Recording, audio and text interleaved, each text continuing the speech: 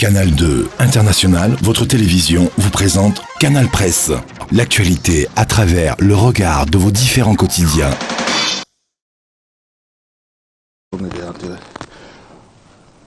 Bonjour madame, monsieur, bienvenue à Canal Presse. Tout de suite maintenant, on va démarrer avec le sommaire comme tous les dimanches. Détaillé et développé avec Ghislain Pierre et Sono. On se retrouve juste derrière pour le développement.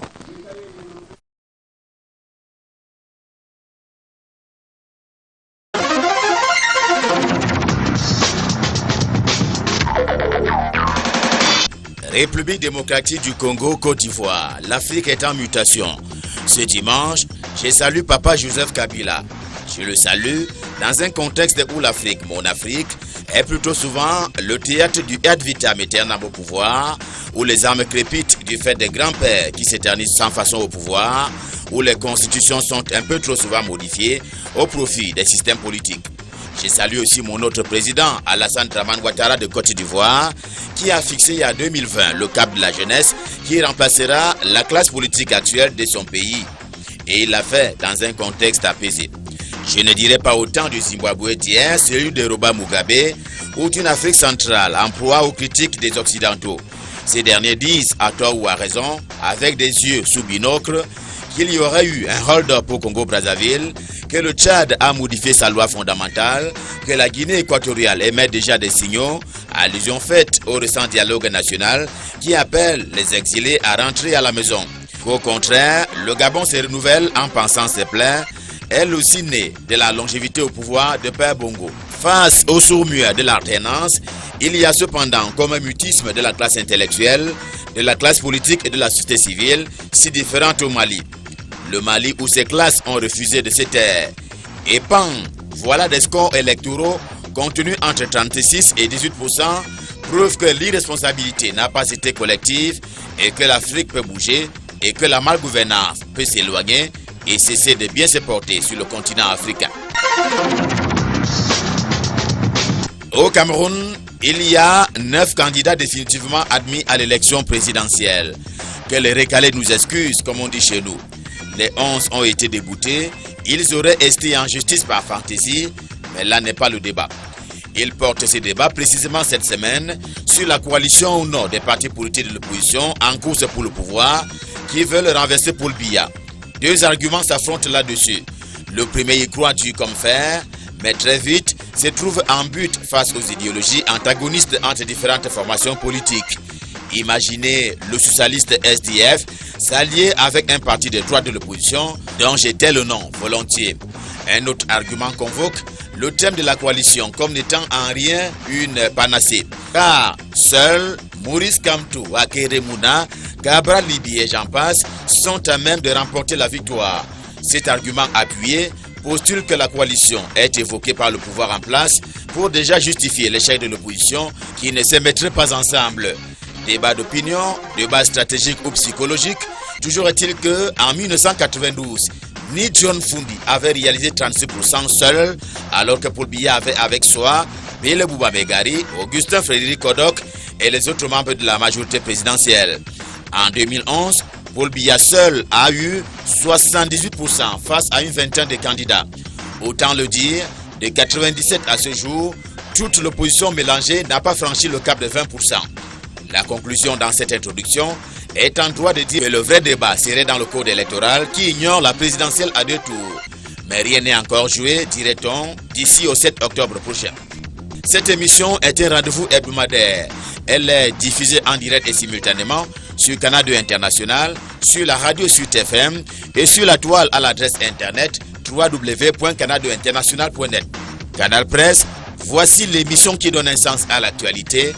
Bon appétit à tous.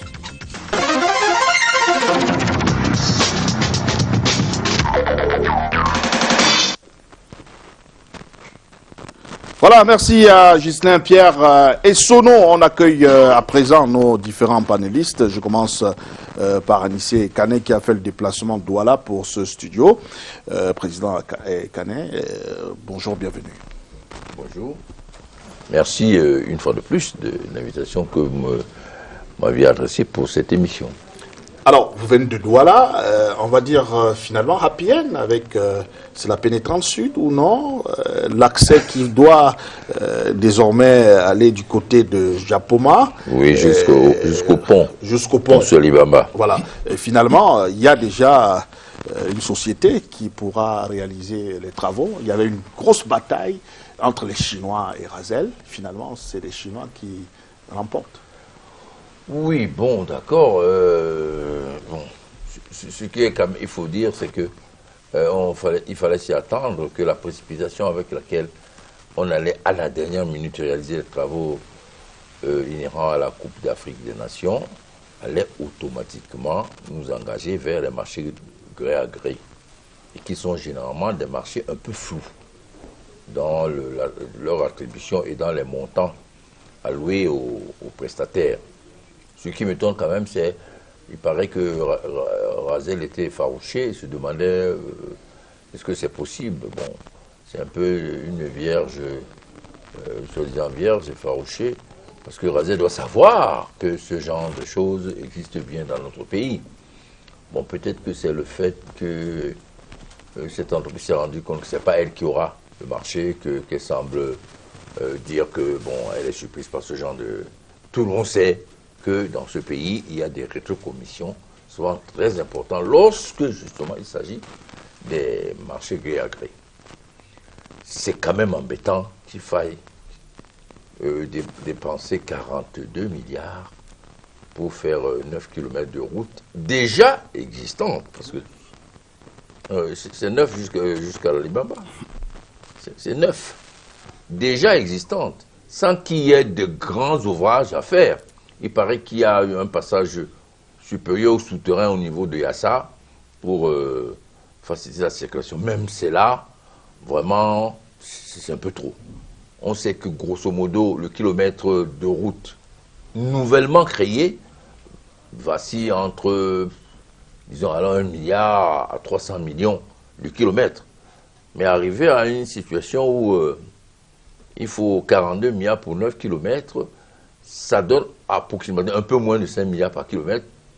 Bon, on est une curiosité planétaire, chaque jour on le démontre, qu'on est vraiment une curiosité planétaire.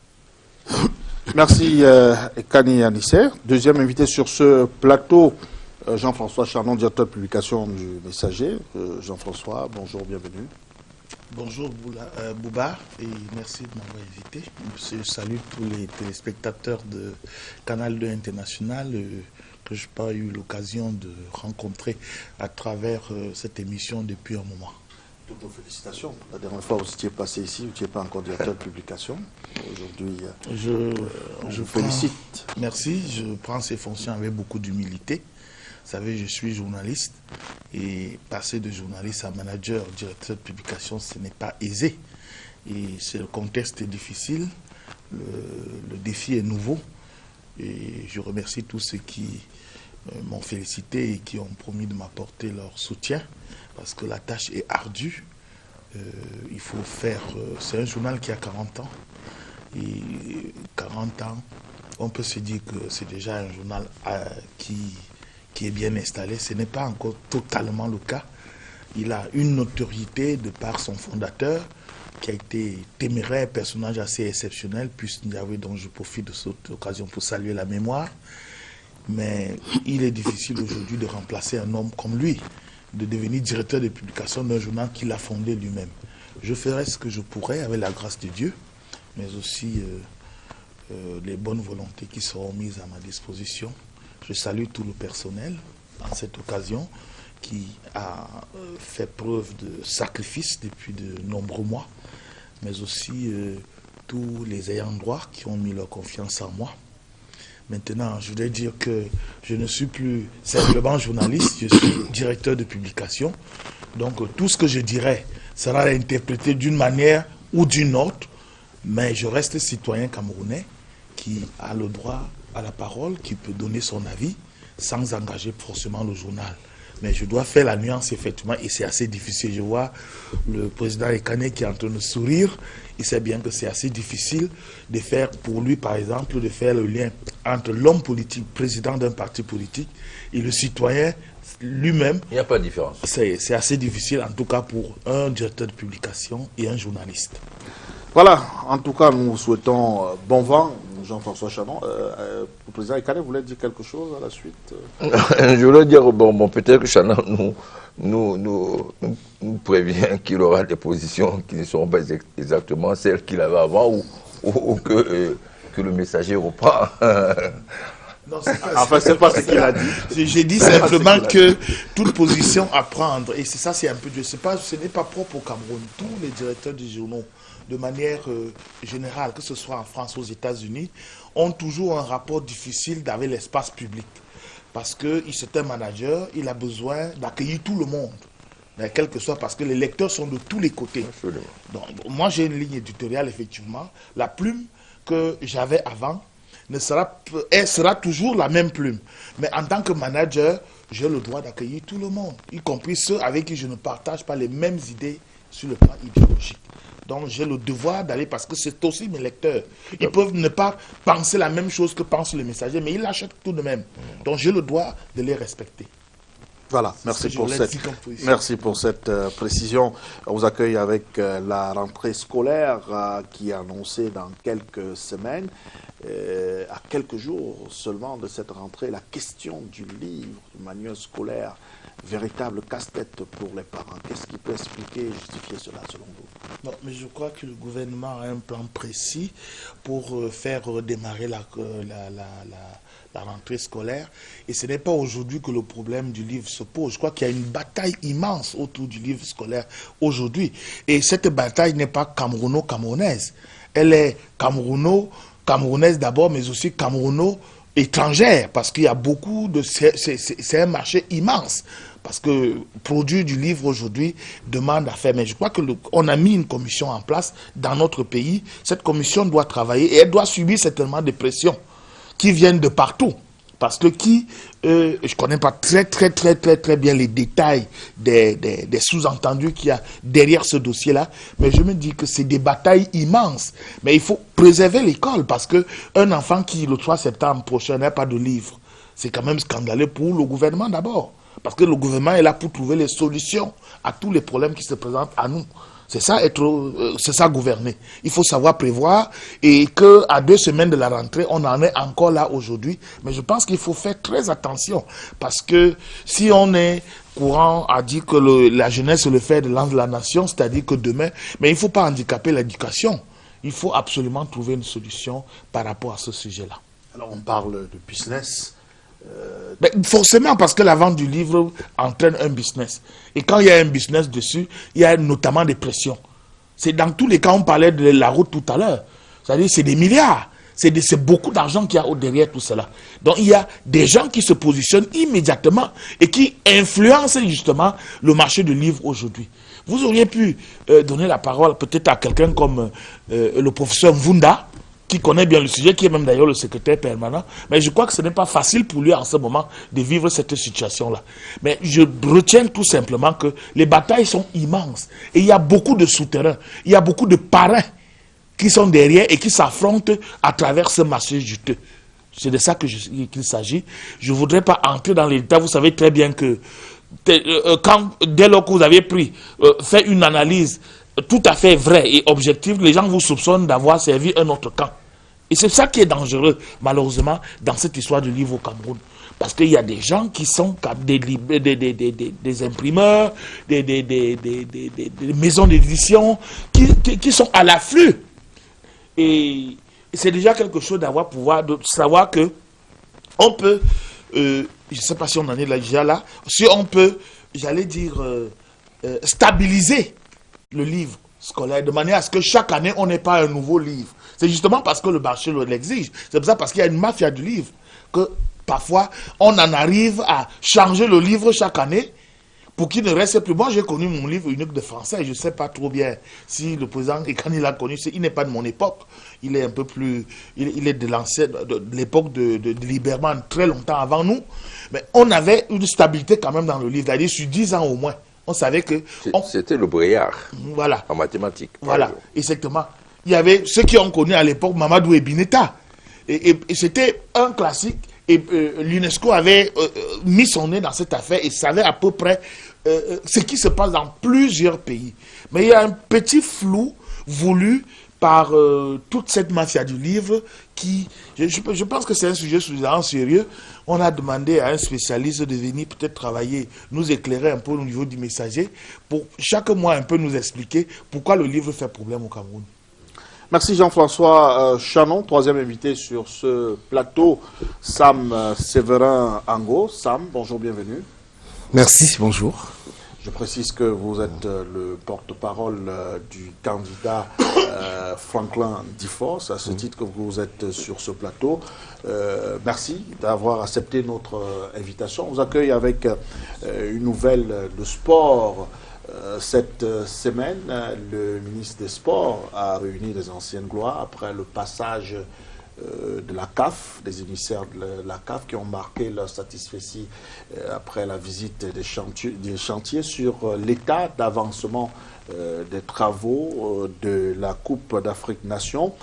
Pour vous, doit-on dire vaut mieux tard que jamais que les anciennes gloires soient associées à cette belle fête? Disons, Bouba, que ceux qui ont accepté d'aller à cette rencontre, ils ont accepté de se laisser infantiliser, encore une fois. Je suis déçu par les anciennes gloires du football camerounais qui ne veulent pas prendre la place qui est la leur. D'ailleurs, je crois que c'était une occasion pour le ministre des Sports de tenter de faire bonne figure, parce que lorsqu'il a mis en place les différentes commissions au niveau du comité d'organisation de cette Coupe des Nations de 2019, qui pour nous reste d'ailleurs un objectif inatteignable, il n'avait pas pensé à associer ces personnalités qui ont fait l'image de ce football-là. Je crois que c'est un sujet de fond. Il y avait mieux à faire que de s'activer dans ce qui apparaît comme ayant été essentiellement folklorique, à mon avis. Quand on fait finalement de la direction technique nationale, qui doit normalement être l'antichambre qui gouverne la politique technique nationale du football auprès de la fédération de foot, c'est à ce niveau qu'on aurait pu retrouver quelques grandes figures de ceux qui ont fait la gloire de ce football. Je crois qu'à cette rencontre, il y avait François Omambiik, si je ne m'abuse. Alors, c'est quelqu'un qui a été appelé à l'époque comme entraîneur adjoint, simplement. Hein. Il n'a même pas fait long feu à cette fonction, mais il a très vite été balayé, comme c'est le cas. Ce que François Omambiik a représenté pour le football camerounais, tout le monde le sait, mais aujourd'hui, qu'est-ce qu'il représente avec lui et tous les autres que vous avez pu voir autour du ministre? Je crois qu'il est grand temps. Du bon monde, Patrick Mboma, Roger Mila. Non, du bon monde, Patrick Mboma, non. Joseph Antoine Bell, Jérémy Sorel Ditap, c'était quand même des anciennes gloires qui ont fait les beaux jours de la sélection. Ces anciennes gloires, moi j'aurais aimé les voir associées également à l'œuvre de restructuration profonde du football camerounais. On est dans une période où on parle de normalisation en normalisation. Nous sommes aujourd'hui sans fédération de football. On appelle tout le temps des mercenaires pour venir gérer le football camerounais, alors que nous avons eu des personnes de ces niveaux-là. Patrick Mboma, aujourd'hui, personne n'ignore ce qu'il réalise en termes de commentateur sportif dans une grande chaîne internationale. Alors il aurait pu être sollicité bien avant pour mener un autre ensemble de missions tout aussi bien indiquées pour ce football-là qui est toujours en train de plonger. La normalisation version Dieudonné Happy, je suis désolé, c'est une grosse catastrophe à la suite de la normalisation de la première phase de Joseph Owona. Nous sommes en train de nous enliser, nous sommes pratiquement déjà à la fin du mois d'août. On n'a pas de fédération sportive de football au Cameroun. Et vous dites que nous devrions abriter la Coupe d'Afrique des Nations. Je crois que c'est M. Bidung Pat, en sa qualité de ministre des Sports, qui déjà avait pris une décision totalement saugrenue en choisissant d'invalider une décision, je crois, du Comité national olympique et sportif du Cameroun. De toutes les façons, c'est à travers lui que nous avons été amenés à être humiliés par les gens de la FIFA, si on en est là aujourd'hui. Donc, sans vergogne, le même ministre ne peut pas venir et dire qu'il réunit les anciennes gloires et qu'il leur accorde une place de choix. Ces anciennes gloires-là, elles-mêmes jouent le jeu. Et je suis désolé, à travers le SINAFOC, c'est-à-dire le syndicat national des footballeurs du Cameroun, avec M. Jérémy Njitap aujourd'hui, il n'est pas en train, finalement, de jouer le beau rôle. Parce qu'un syndicat, c'est quelque chose qui ne s'aligne pas avec les gouvernants en réalité. Donc on a assisté à quelque chose qui finalement ne nous permet pas d'espérer que le football du Cameroun sortira de sitôt de sa léthargie. Je vais terminer sur ce sujet en espérant, Bouba Ngomna, tout simplement, qu'au-delà de tout ce qu'on nous présente en termes d'avancement des travaux relatifs à la CAN 2019, qu'on n'aura pas à être humilié. Je vais répéter ce que j'avais déjà dit sur ce plateau lors de mon dernier passage. Il s'agit de dire aujourd'hui qu'on n'a pas besoin forcément d'aller à une Coupe des Nations dans ces conditions. Ces anciennes gloires-là, y compris Joseph-Antoine Bell, aujourd'hui qui a retourné sa langue parce qu'il fait partie du comité d'organisation de cette Coupe d'Afrique, aurait dû rappeler à ses gouvernants camerounais que une Coupe des Nations, tout à l'image d'une Coupe du Monde, s'organise avec des belles routes, des hôpitaux. Il n'y a pas que l'infrastructure sportive. Toutes ces choses-là ne sont pas au niveau. Allez à Bafoussam, allez voir l'état de la ville de Bafoussam aujourd'hui.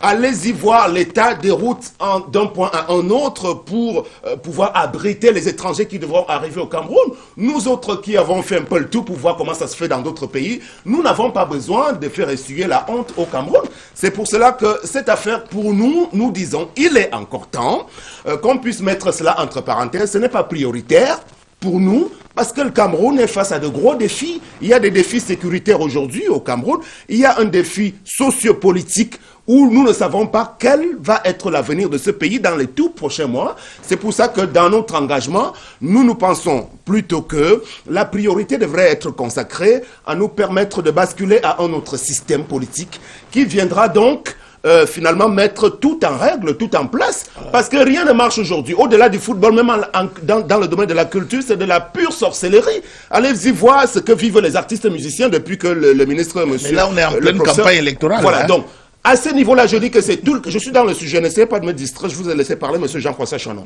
Nous sommes bel et bien dans le sujet en disant que tout ça se tient.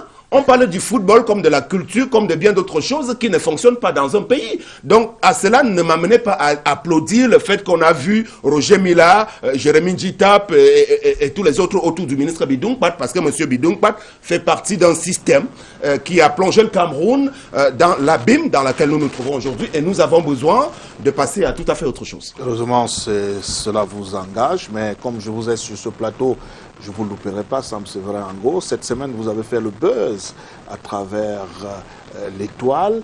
Sam Séverin Ango de Canal 2, Sam Séverin Ango d'Equinox, Sam Séverin Ango d'Akeremuna, aujourd'hui Sam Séverin Ango de Franklin Difford. Qu'est-ce qui fait courir l'homme? Pourquoi l'homme est aussi versatile? Parce que tout à l'heure, vous faisiez allusion aux gens qui retournaient leur veste. Est-ce qu'on peut vous retourner la question? Pourquoi vous retournez facilement votre veste? Alors, moi, je sais que vous posez la question juste par pure convenance. Vous savez bien, étant du métier de journaliste, que c'est l'essence même du métier. C'est-à-dire qu'on est appelé à partir lorsque vous n'êtes plus finalement en phase. Yves Calvi, qui fait les matinales de RTL et qui a été à France Télévisions et qui aujourd'hui travaille pour le groupe Canal Plus en même temps, je crois qu'à chaque début de saison, il choisit là où il veut travailler. C'est-à-dire que ce sont les journalistes et les animateurs qui font les médias. Et ce n'est pas l'inverse. Au Cameroun, on a toujours voulu nous faire croire que c'est le média qui vous fait. Ce n'est pas ça. Moi, je refuse ça. Je ne vais pas me laisser enfermer dans des situations qui ne me conviennent pas du tout. C'est-à-dire qu'au bout de 2 jours, si je m'aperçois que ça ne va pas, je m'en vais.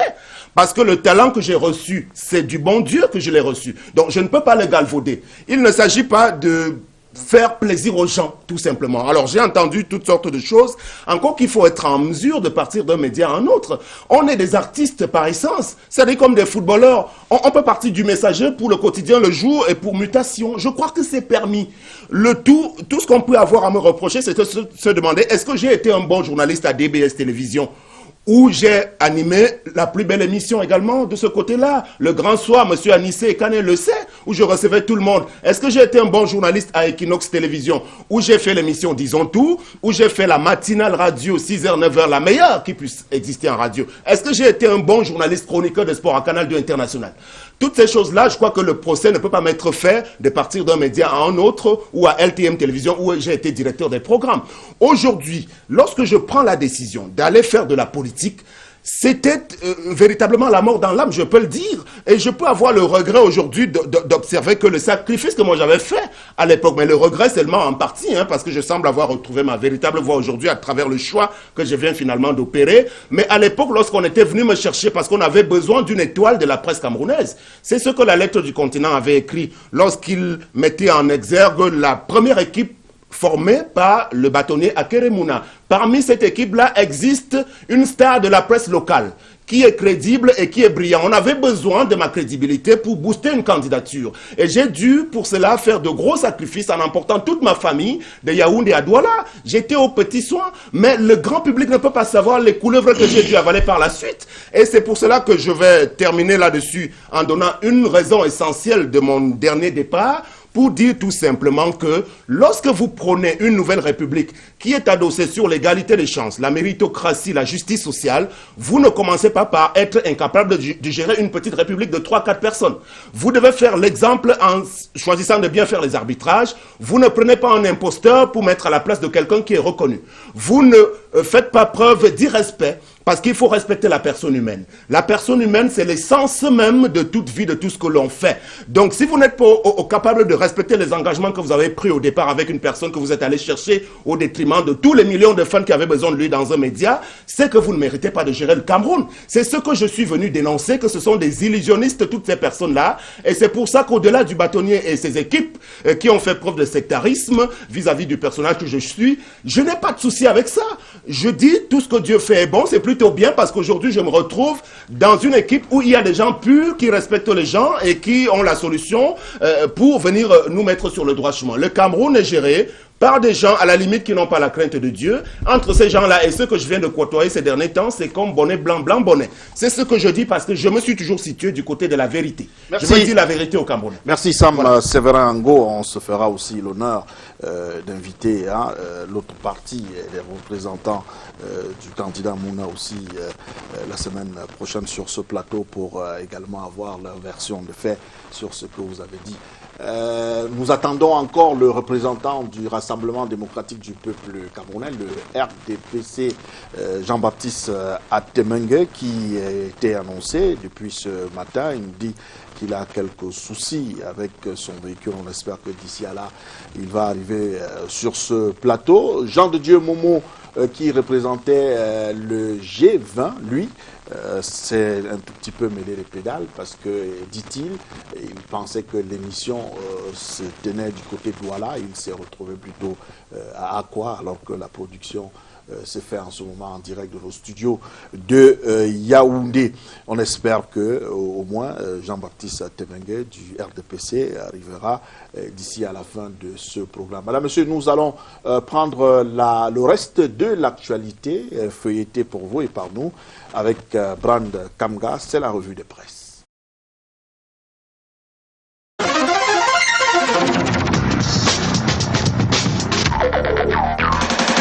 Bonjour.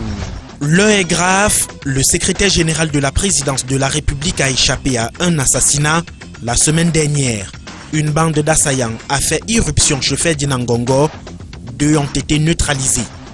La nouvelle qui retrace les faits interroge les raisons, les auteurs de cette initiative criminelle dont la lumière n'est pas toujours faite.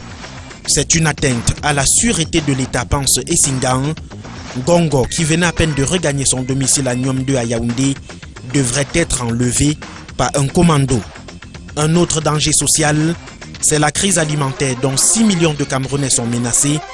Dans le nord-ouest, le sud-ouest Cameroun, l'ouest risque également d'être touché. Le ministre de l'Agriculture et du Développement rural Henri Yébé ici a lancé l'alerte cette semaine à Yaoundé. Les efforts du ministre délégué à la présidence chargé de la défense Joseph Betia Somo sont à saluer.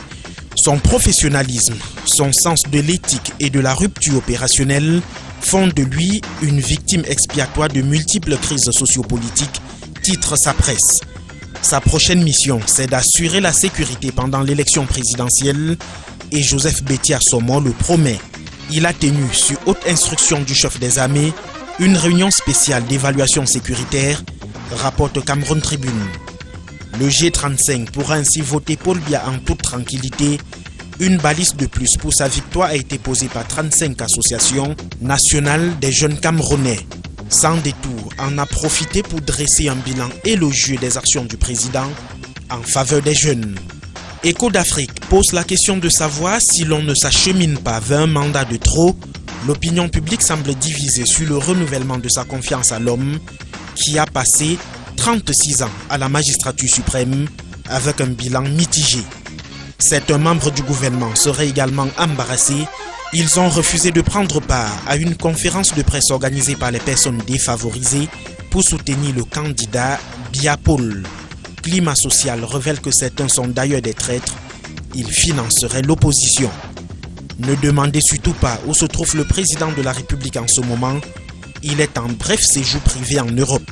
Comme un exploit réalisé par le couple Paul et Chantal, Hot News rappelle qu'il a fait 5 mois sans quitter le Cameroun. Des échéances nationales et internationales sont en préparation, d'où ce retrait du chef de l'État. Paul Biya, comme les 8 autres candidats à la présidentielle, sont attendus sur le front de la décentralisation. Tout se jouera ou presque sur ce terrain, estime le municipal, au peuple d'en décider. Le sujet est d'autant plus crucial qu'un indice de développement local pour plus d'équité entre les communes s'impose. Éco Matin présente la répartition illégale des ressources. Une clé de distribution s'impose. Ça ne sent pas du tout la rose. À la mairie de Yaoundé 6, un scandale de fausses quittances alimente les débats.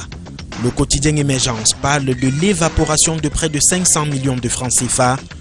Le maire Yoki Onana, sur la défensive, évoque l'existence d'un réseau de falsification des quittances bien avant son arrivée à la tête de la commune de Yaoundé 6.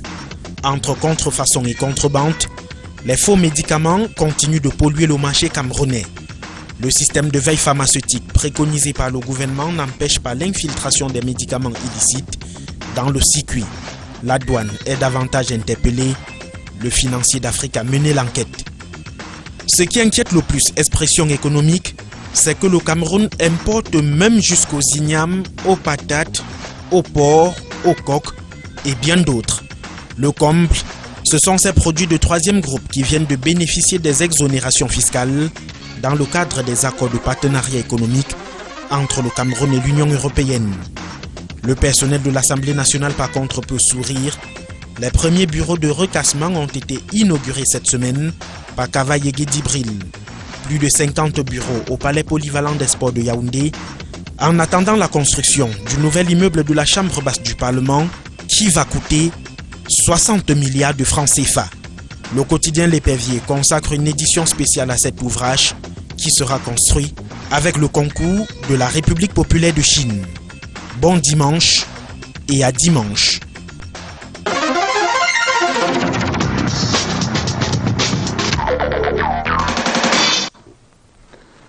À dimanche prochain, Brand Kamga, on ouvre le débat avec la présidentielle. On parlait de la question, est-ce qu'il faut absolument une coalition pour pouvoir vaincre le président en poste, le président sortant, le président Paul Biya? Et depuis un certain temps, on parle de plus en plus de coalition pour essayer d'affronter le président de la République. Je commence par vous, du côté du Manidem. Le Manidem n'a pas candidaté.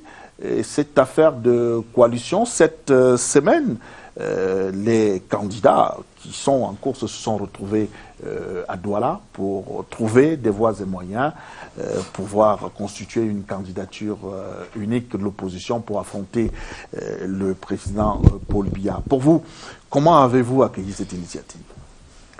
Alors, je voudrais d'abord dire que quand on pose la question, est-ce qu'il faut absolument une candidature, une coalition pour affronter et battre le régime RDPC, je dis non. Mais la coalition devient indispensable lorsque les conditions l'exigent. Et on est aujourd'hui dans une situation où les conditions exigent une coalition.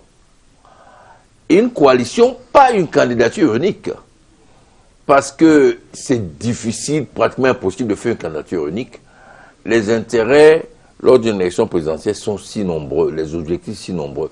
Tout le monde ne va pas à l'élection présidentielle pour être président. Et c'est normal. Il y a des candidatures de témoignage, il y a des candidatures de positionnement après l'élection présidentielle, il y a des candidatures d'accompagnement du candidat. Je vais prendre 2 exemples.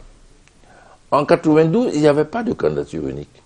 Il y avait une coalition qui s'est formée et a donné une candidature forte. C'est comme ça qu'il faut l'appeler. C'est de Fondi. Mais il y avait Ndam qui était candidat. Il y avait Bello qui était candidat. Il y avait un candidat de l'UPC, comment il s'appelle, Emma Outou, il y avait Kindi qui était candidat. Donc il n'y avait pas de candidature unique en 92. Sauf que c'était une candidature forte. C'est-à-dire qu'elle est partie de l'idée qu'il y a une dynamique politique qui veut l'alternance. Et à la différence de la session d'aujourd'hui, le choix du candidat de la coalition est intervenu bien après la mise en place de la coalition. Parce qu'il y a d'abord eu l'association des partis politiques de l'opposition, il y a eu l'ARC-CNS pour la conférence nationale souveraine, ce sont des étapes de cette dynamique unitaire, et ensuite il y a eu l'Union pour le changement, qui a donc investi un candidat. Aujourd'hui, qu'est-ce qu'on a? On a une pléthore de candidats déclarés depuis des mois, voire un an, avec des équipes de campagne mises en place, des recrutements, voilà un qui s'en va, des chargés de mission, des missions à l'étranger, dans des représentations diplomatiques, dans la diaspora. En fait, tout un attirail de fait qui montre que l'idée première de ceux qui sont mis candidats n'était pas d'aller dans une coalition. Alors ça devient, comme on dit chez les Français, c'est mal barré pour arriver, après tout ce déploiement d'individus ou de groupes d'individus qui se sont déclarés candidats, d'arriver à une candidature, j'allais dire, une compilation qui aboutit à une candidature forte. Pourquoi? Parce qu'elles ne se sont même pas construites, je veux dire, ces mises en place, ces dynamiques personnelles sur des programmes. Elles se sont construites sur le fait que je dois être le président de la République. Moi aussi, je peux être candidat à la présidence de la République. Où est le programme? Parce que quand on regarde dans la loupe les différents programmes, on n'a pas le sentiment, je ne me trompe pas, il y a des journalistes, qu'il y a des différences fondamentales entre la plupart de ces candidats. Donc, qu'est-ce qui motive cette pléthore de candidats? C'est le fait de vouloir participer à l'élection présidentielle. Et tout à l'heure, on va peut-être l'aborder. Est-ce que les objectifs sont véritablement de battre le RDPC, ou bien y a-t-il des objectifs non avoués qui sont en dehors de la victoire que les Camerounais réclament lorsqu'ils exigent justement cette coalition? Les Camerounais l'exigent parce qu'ils veulent le changement. Ceux qui sont déclarés candidats, je ne crois pas, pour la plupart d'entre eux, qu'ils sont déclarés candidats pour battre le RDPC. Voilà. Donc, je me résume en disant, une candidature, une coalition d'opposition, est-elle indispensable pour battre le régime? Je dis non. Parce que il peut s'avérer qu'un candidat ait une dynamique, une aura, une adhésion telle qu'il soit en mesure aujourd'hui de battre le RDPC. Mais les conditions aujourd'hui ne sont pas celles-là. La masse critique pour un tel candidat n'existe pas. C'est pour cela que le caractère indispensable d'une coalition forte, pas d'un candidat unique, aujourd'hui, est pratiquement indispensable pour arriver à cette victoire. Et les Camerounais ne sont pas dupes. S'ils le réclament encore et à cri, c'est parce qu'ils voient bien qu'en dehors de cette voie, pas de salut. Jean-François Chanon, quand on regarde les 8 autres candidats, parce que c'est 8 contre 1, on va dire ici, qui est en place, il y en a qui disent que c'est eux qui doivent être la locomotive, les autres qui doivent les suivre. Il y en a qui estiment que c'est plutôt eux. Et du coup, il n'y a pas une certaine entente, il y a un ego entre ces différents candidats. Est-ce qu'il ne fallait pas s'y prendre un peu plus tôt par rapport à cette coalition? L'élection présidentielle est la plus grande des élections, puisqu'elle manifeste quand même... Dans notre système. Dans notre système. C'est la plus grande des élections, enfin dans le système démocratique, dans tous les pays du monde. Pourquoi? Parce que c'est quand même la personnalité qui va gérer, qui aura... c'est la plus grande institution dans qui un existe. Système présidentiel. Oui, voilà. Qui existe dans notre pays notamment. Donc, chacun, jusqu'ici, en tout cas parmi les 8, a commencé à construire son leadership. Leadership manifesté par une déclaration de candidature, une déclaration d'idée de candidature d'abord. C'est-à-dire, moi, je construis mon discours pour dire que je vais changer la politique du système qui est en place. Donc, tous ces gens se sont alliés. Et parmi eux, il y a deux candidats qui ont cette expérience qui partent de l'opposition notamment, c'est-à-dire le ministre Garga et le ministre Ndamzoya. Les deux ont déjà participé, je crois, au moins à 2 élections présidentielles au Cameroun. Ils ont pu déjà travailler, notamment pour ce qui est de Garga, à une élection majeure, c'est-à-dire autour d'une coalition, notamment l'Union pour le changement en 92. Donc maintenant, il est difficile de croire que dans la structuration de ce leadership personnel, que l'un se croirait moins important que l'autre. C'est naturel, c'est humain. En ce sens que j'ai construit mon leadership et j'estime que selon ce leadership-là, je vais vers mes concitoyens pour dire voici ce que je pense qu'on peut faire autrement par rapport au régime qui est en place. C'est ce qui se passe en ce moment. Mais il se trouve que depuis un certain nombre d'années, une grande majorité des Camerounais espèrent et aspirent à une alternance politique à la tête de notre pays. Ça, peut-être qu'il n'y a pas eu un sondage, mais ça se voit. Chaque jour, dans le vécu quotidien, on s'est dit quand même que nous sommes les seuls, un peu, dans beaucoup de pays du monde, où on a un paysan qui reste là depuis 36 ans. Comment il a fait pour rester là depuis 36 ans? Ça, c'est les hommes politiques qui peuvent répondre à cette question. Mais en tout cas, en tant que journaliste, je me dis que une coalition politique tout bas, parce que d'abord, ne se construit pas à la veille d'une élection électorale. Ça ne se dit pas comme ça. C'est depuis au moins 1 an que la plupart de ces candidats signalés savent qu'ils visent l'élection présidentielle. Ils le savent tous. C'est-à-dire que ce n'est pas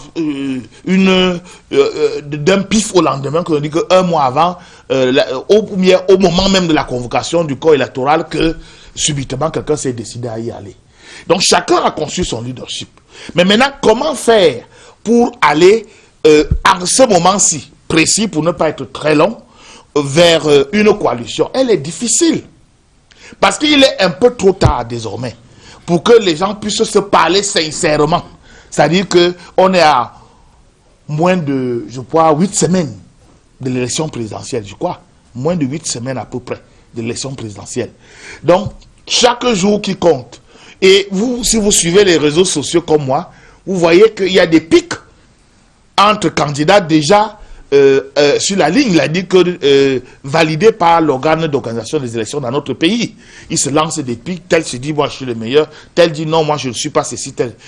On se dit bien que si on peut se mettre d'accord pour se dire, même si chacun a son programme, l'essentiel étant de créer l'alternance au Cameroun, construire cette alternance-là. Mais il faut bien que ça se construise sur un ensemble de principes bien établis où on se met tous d'accord.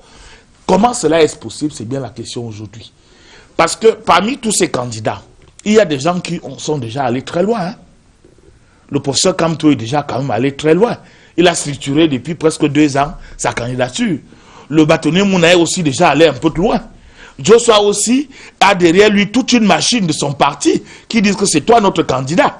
Mais chacun devrait faire un retour en arrière pour consulter ceux qui sont leur soutien, aussi bien au Cameroun qu'à l'étranger, pour se dire qu'on peut se mettre ensemble. Et vous avez des gens qui ont de l'expérience. Le docteur Adamou Ndamzoya, par exemple. Il se dirait que moi, j'ai déjà participé à une élection présidentielle et je représente quelque chose politiquement, quel que soit le poids. Mais j'estime que c'est ceux qui sont nouveaux, qui n'ont jamais participé à une élection, qui devraient d'abord venir vers moi, au lieu que moi j'aille vers eux. Et ça, c'est légitime de sa part. La même chose pour le ministre Gaga, qui va dire, moi j'ai de l'expérience au gouvernement. J'ai affronté ce gouvernement en quittant ce gouvernement-là, et j'ai construit mon leadership en me disant, avec un programme bien précis, parce que j'ai eu un passé au gouvernement, Et puis j'ai rompu avec le système d'une manière ou d'une autre. Même si parfois le système va me rattraper d'une manière ou d'une autre. Mais il va se dire, c'est pas moi qui devrais aller vers le ministre Kamto. C'est pas moi qui devrais aller vers le bâtonnier Akeremouna. Encore moins moi, à mon âge, aller vers Cabral Libi. Donc ça va être difficile à construire parce que les égos, chacun a construit son leadership actuellement. L'essentiel reste que, pour ma part, et ça c'est mon point de vue, disant que pour moi l'élection présidentielle est pratiquement terminée. Il faut se situer en 2025 parce que le système a construit les bases de son inamobilité, c'est-à-dire de solide de manière, il gère tout. Il a, qu'on le veuille ou non, s'inscrit dans la durée. C'est-à-dire que les préfets sont acquis au RDPC et à Poulbia. L'organe même qui organise les élections ont de la sympathie atavique vis-à-y du candidat du RDPC, étant donné que s'ils sont là, s'ils existent aujourd'hui, c'est bien parce qu'un décret du président les y a mis. Et parmi eux, il y a des anciens du RDPC à qui on a demandé de démissionner du parti, mais qui n'ont pour autant pas démissionné de leurs convictions politiques. Donc il y a tout ça qui existe. Et pour moi, c'est pour cela que je me dis qu'il est assez difficile là maintenant, pour qu'on se dise, si ceux qui sont là ne peuvent pas se mettre d'accord, si chacun veut aller jusqu'au bout de la construction et de la situation de son leadership politique par rapport à l'élection présidentielle, eh bien celui qui est là, qui est installé et qui contrôle pratiquement tout, et qui peut contrôler l'élection avant, pendant et après. Donc, qu'est-ce que dit? Peut-être que c'est pour cela que le président Ekane a bien compris que c'est assez difficile d'aller à cette élection présidentielle encore en ce moment. Alors, Sam Severin Ango, pour votre cas, c'est-à-dire le candidat que vous représentez, Franklin Dufort, il est clair et il ne fera pas chemin avec les autres candidats. Et c'est le cas aussi pour Gaga Amanadi, qui n'est pas aussi partant pour cette coalition.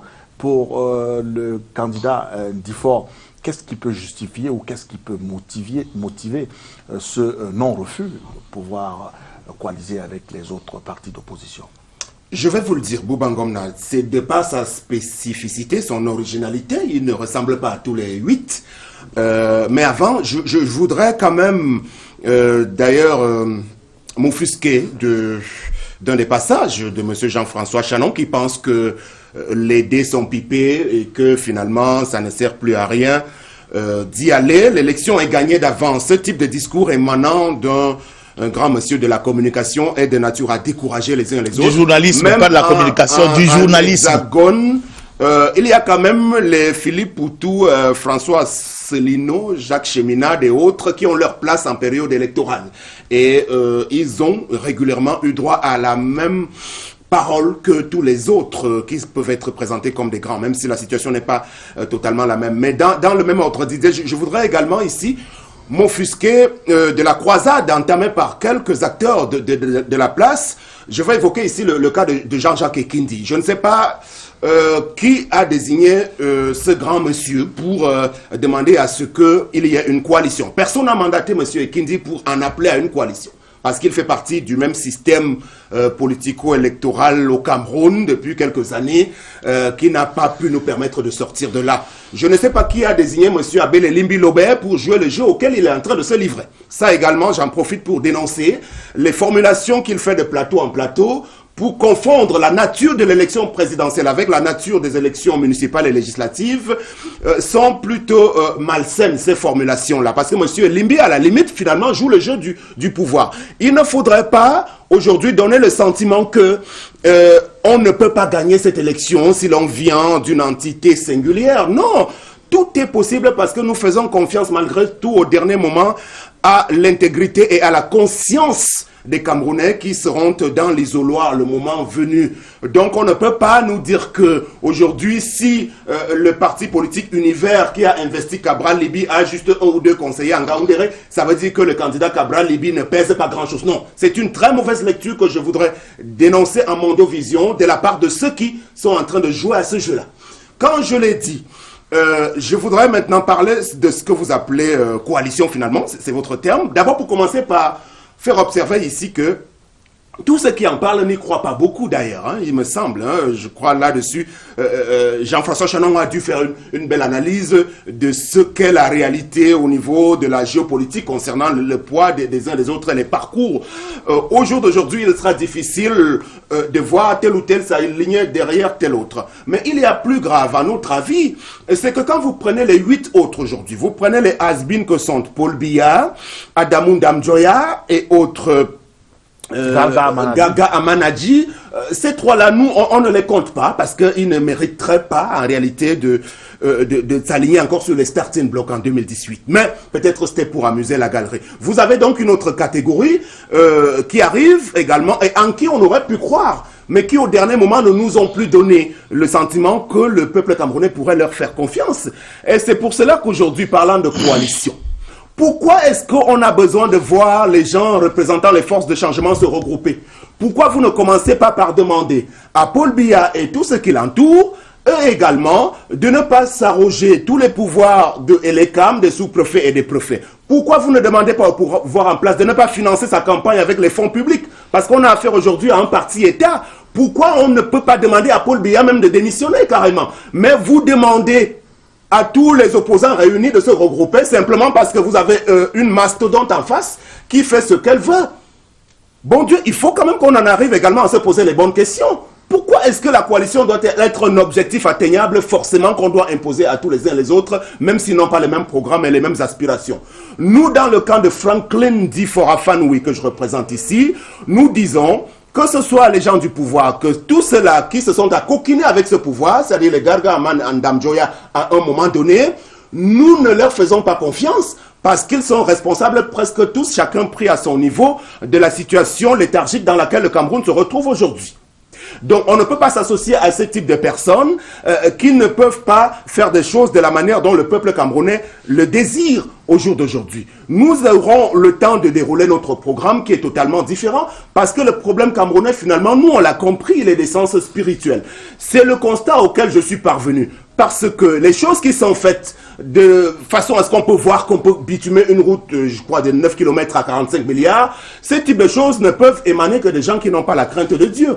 La crise des ordures au Cameroun, elle est voulue, Bouba Ngomna, puisqu'il y a bel et bien des opérateurs au Cameroun sur la place qui ont pu justifier de leur aptitude à pouvoir gérer le ramassage et le traitement des ordures au Cameroun. Mais on fait tout pour reconduire les mêmes personnes tout le temps et conséquence, on est plongé dans cette situation-là. C'est pour vous dire tout simplement que si le Cameroun est à terre aujourd'hui, c'est parce que les gens le veulent.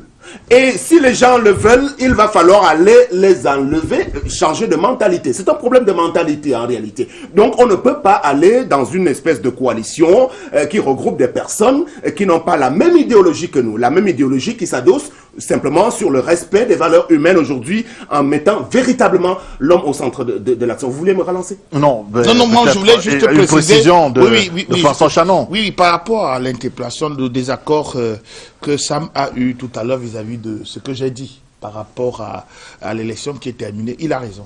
Il a raison, oui, je crois. Et ça, je reconnais humblement. Peut-être que ça a dû échapper à la vigilance de mon analyse. Parce que le peuple reste souffrant.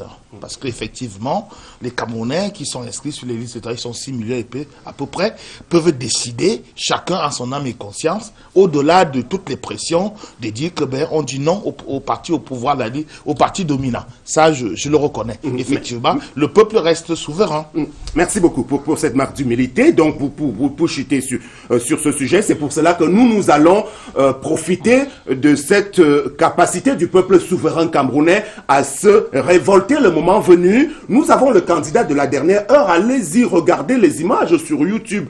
Déjà, ce n'est pas quelqu'un qui arrive finalement étant totalement inconnu. Hein. Je crois qu'il a pu réaliser beaucoup de prouesses en termes de mobilisation. Il a une grande capacité de mobilisation. Lorsqu'il a lancé son mouvement, c'était dans les en Bouddha. Vous allez le voir dans les prochains jours. Comment est-ce qu'on va arriver à pouvoir se déployer déployés. Donc pour dire simplement qu'aujourd'hui, le peuple camerounais devrait comprendre là où se situe la vérité que je suis venu leur délivrer. C'est-à-dire qu'il faut tourner le dos totalement, d'abord à ceux qui sont aux affaires, y compris à leurs semblables aujourd'hui qui se sont déclarés pour tenter d'implémenter ce changement-là, en disant que ce changement ne peut pas arriver de ces personnes-là. Et nous n'allons pas être obligés de nous engouffrer dans quelque chose qui va nous enfermer et qui finalement viendra un tout petit peu dissiper la véritable idéologie du Cameroun aujourd'hui. Vous savez, c'est au-delà des programmes, hein, Bouba Ngomna. C'est-à-dire que le problème camerounais aujourd'hui, ce n'est pas les beaux discours, les beaux programmes, les belles formulations. On a beau être expert international, on a beau être professeur agrégé, on a beau être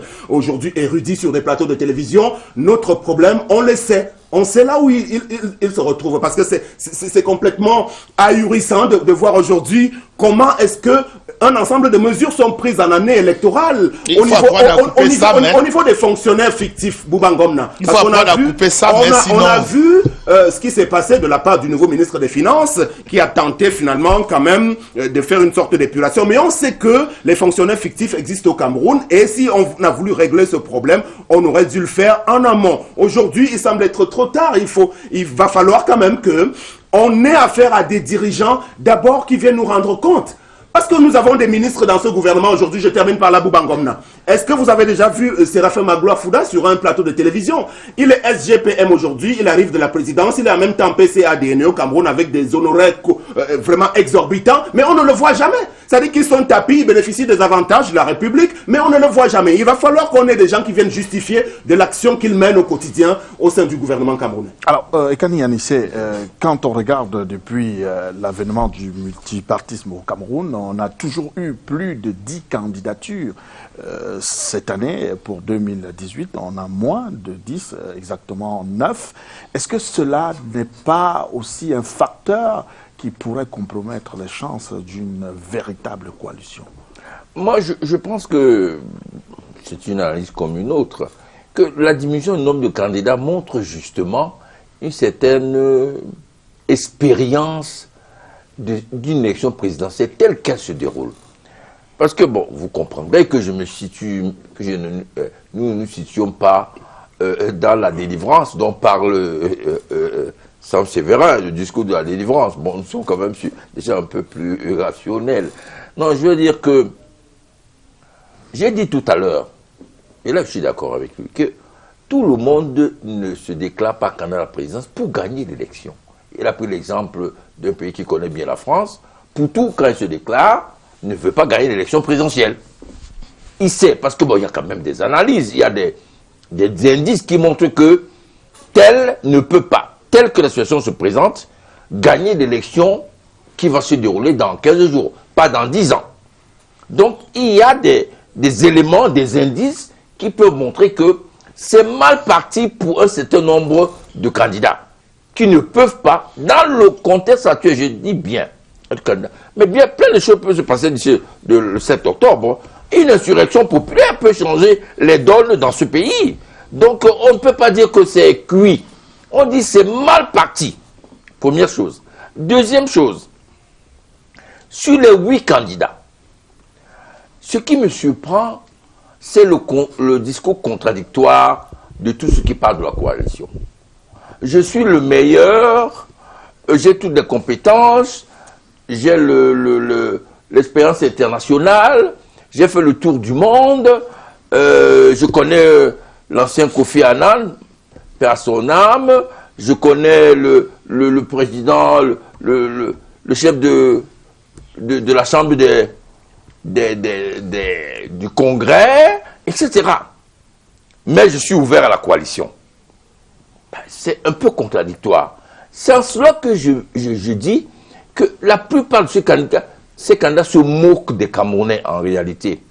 Parce que l'exigence, la demande populaire d'une coalition est si forte qu'ils sont obligés, ces candidats, de jouer avec ça. En disant, j'aimerais bien être dans une coalition, mais en même temps, vous voyez bien que s'il y a quelqu'un qui peut être le challenger de Paul Biya, c'est bien moi. Ces deux éléments ne peuvent pas aller ensemble. Et je l'ai expliqué tout à l'heure, c'est important de le dire. la candidature forte de Foundi en 92 est la conséquence logique d'un travail de fond sur plusieurs mois. C'est-à-dire que la coalition qui a mené Foundi au pouvoir est un travail préalable à la présentation de Foundi comme candidat à l'élection présidentielle. Et aujourd'hui, on est exactement à l'inverse de la situation. C'est-à-dire que les gens se présentent candidats avant de penser au phénomène de la coalition, à l'exigence de la coalition. C'est en cela que c'est mal barré. Deuxième chose, ce n'est pas un problème d'ego. Moi, nous n'aimons pas parler de cette histoire d'ego. Pourquoi? C'est normal que quelqu'un dise, je vais être candidat cette année pour construire un leadership dans 3 ans ou dans 10 ans. Je vais être candidat comme celui de Séverin pour montrer peut-être une autre issue du problème camerounais dans la spiritualité, comme le disent. C'est légitime, il ne faut pas le dire. Mais ceux qui disent, je suis candidat pour l'alternance au Cameroun, et qu'en même temps, ils ne voient pas que les conditions réelles, analyse concrète, situation concrète, ne permettent pas aujourd'hui à un Camerounais aussi beau, aussi intelligent, aussi agrégé, aussi président du plus grand parti d'opposition, à gagner l'élection dans ce contexte-là. C'est ça qui pose problème. Alors qu'est-ce qu'on fait? Voilà. La solution, et si, comme tu es directeur du Messager, il n'a pas, le Manier, par exemple, n'a pas dit qu'il ne sera pas candidat. Il a dit, on n'est pas candidat, mais il faut que l'élection présidentielle soit un élément fort dans le débat. Le débat se fait à partir des programmes. Qu'est-ce que la majorité des Camerounais veut? Une alternance, oui, mais pas qu'une alternance. Un autre système. Réfléchissons d'abord sur ce système-là. On verra après pour le choix de l'individu. Est-ce que le Manidem va donner un conseil de vote? Justement, nous avons sorti un programme commun de gouvernement qui est une boussole avec un certain nombre de points qui pourraient permettre à bâtir une coalition. Il ne faut pas qu'il y ait nécessairement les 8 contre Paul Biya. S'il y en a 4 ou 5, mais sur un programme, à savoir que voilà ce que nous voulons pour le Cameroun de demain. En ce moment-là, le choix du candidat sera en fonction de l'adéquation de ce programme avec le sien. Si quelqu'un aujourd'hui ne peut pas se prononcer sur le franc CFA, dès qu'on verra ça après l'élection. Si quelqu'un aujourd'hui ne peut pas se prononcer sur l'abolition des contrats néocoloniaux qui nous à la France, c'est-à-dire que c'est trop compliqué, on verra après. Si quelqu'un aujourd'hui, comme je l'ai entendu, dit que moi je suis égoïste, c'est-à-dire qu'il soutient un régime sanguinaire qui est en contradiction avec le vent de démocratie et de droits de l'homme, comment voulez-vous que ces différentes personnalités puissent se mettre d'accord alors qu'il y a déjà dans la vision qu'ils ont demain du Cameroun un problème, j'allais dire, inextricable. Je finis en disant la solution serait aujourd'hui que les individus s'effacent sur des programmes. C'est la seule solution. Si c'est comme le prône qui dit, peut-être qu'il croit au miracle, moi je crois pas au miracle en politique, qu'il suffit que 8 personnes se mettent ensemble, 8 personnes, comme a dit Chanon, qui ont pendant 2 ans investi, fait des tours, créé des équipes. Il suffirait d'une réunion, de 2 ou de 3 réunions, pour que les égos s'effacent. Je crois que là, on est vraiment dans la délivrance. Merci à Faustin Dikam qui spontanément a accepté notre appel du pied. Il arrive là en sapeur-pompier en remplacement des autres invités qui ont eu quelques petits soucis. On espère que du côté de Douala, on mettra sur pied le dispositif nécessaire pour pouvoir avoir en direct de nos studios de Douala Maître Bernard Momon qui s'y trouvait déjà. Faustin Dikam, lui, nous a rejoint. Faustin, bonjour, bienvenue, merci. Bonjour Bouba et bonjour à mon aîné que j'ai le plaisir de retrouver sur ce plateau. Je veux parler d'Anicette Ekane, mon très cher René, le DP du messager que je n'ai pas encore vu depuis qu'il a été nommé à ce poste. Voilà, vous le revoyez, on vous donne l'occasion de le revoir. On parlait de la nécessité... que le DP du messager ne marche pas beaucoup. D'accord. On parlait de la nécessité d'une coalition pour affronter le président Biya aux prochaines élections présidentielles. Pour vous, que valent les 8 face à Paul Biya? Je crois qu'il faut d'abord dire que la science politique nous enseigne que de tout temps, la politique a été un jeu. Mais un jeu particulier. Un jeu qui n'est pas comme les autres jeux. Mais au regard de ce qui se passe au Cameroun en ce moment, on a l'impression que l'élection présidentielle fait appel à une farce. Parce que lorsque on relit très bien le cadre institutionnel qui régit les élections au Cameroun, lorsqu'on voit ce que le pouvoir en place, le président Biya, a fait depuis 36 ans, et lorsqu'on voit un peu les divisions qu'il y a au sein de l'opposition, on se dit bien qu'on est en train d'aller vers une autre farce. Parce que c'est une élection sérieuse, appelle des gens sérieux. Nous sommes aujourd'hui, je crois, le président Biya, 8 autres personnes qui vont concourir contre lui.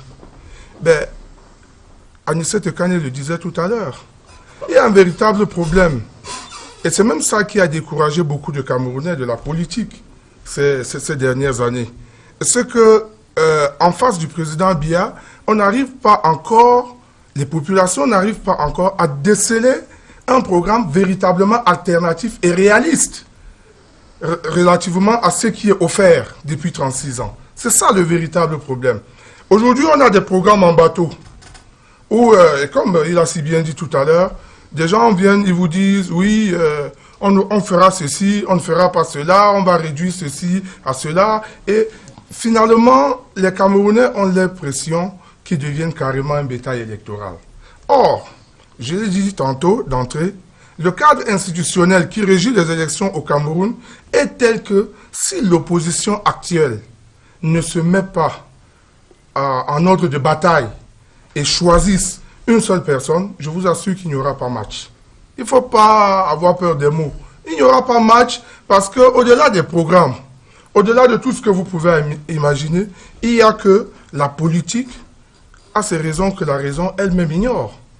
Les Camerounais aujourd'hui sont découragés. Pourquoi? Et quand je parle de découragement, vous allez remarquer par exemple que sur le fichier électoral, il y a moins de 1 million d'inscrits par rapport à 2011. Ça veut dire qu'il y a un réel découragement. Parce que ce qu'ils attendaient, ils ne l'ont pas obtenu. Et puis maintenant, qu'est-ce qui est offert en face? Ils attendaient du pouvoir. En tout cas, peut-être pas du pouvoir, mais aussi de l'opposition. Parce que est-ce que l'opposition, depuis 7 ans, a véritablement joué son rôle de contre-pouvoir citoyen? Ça, j'en doute.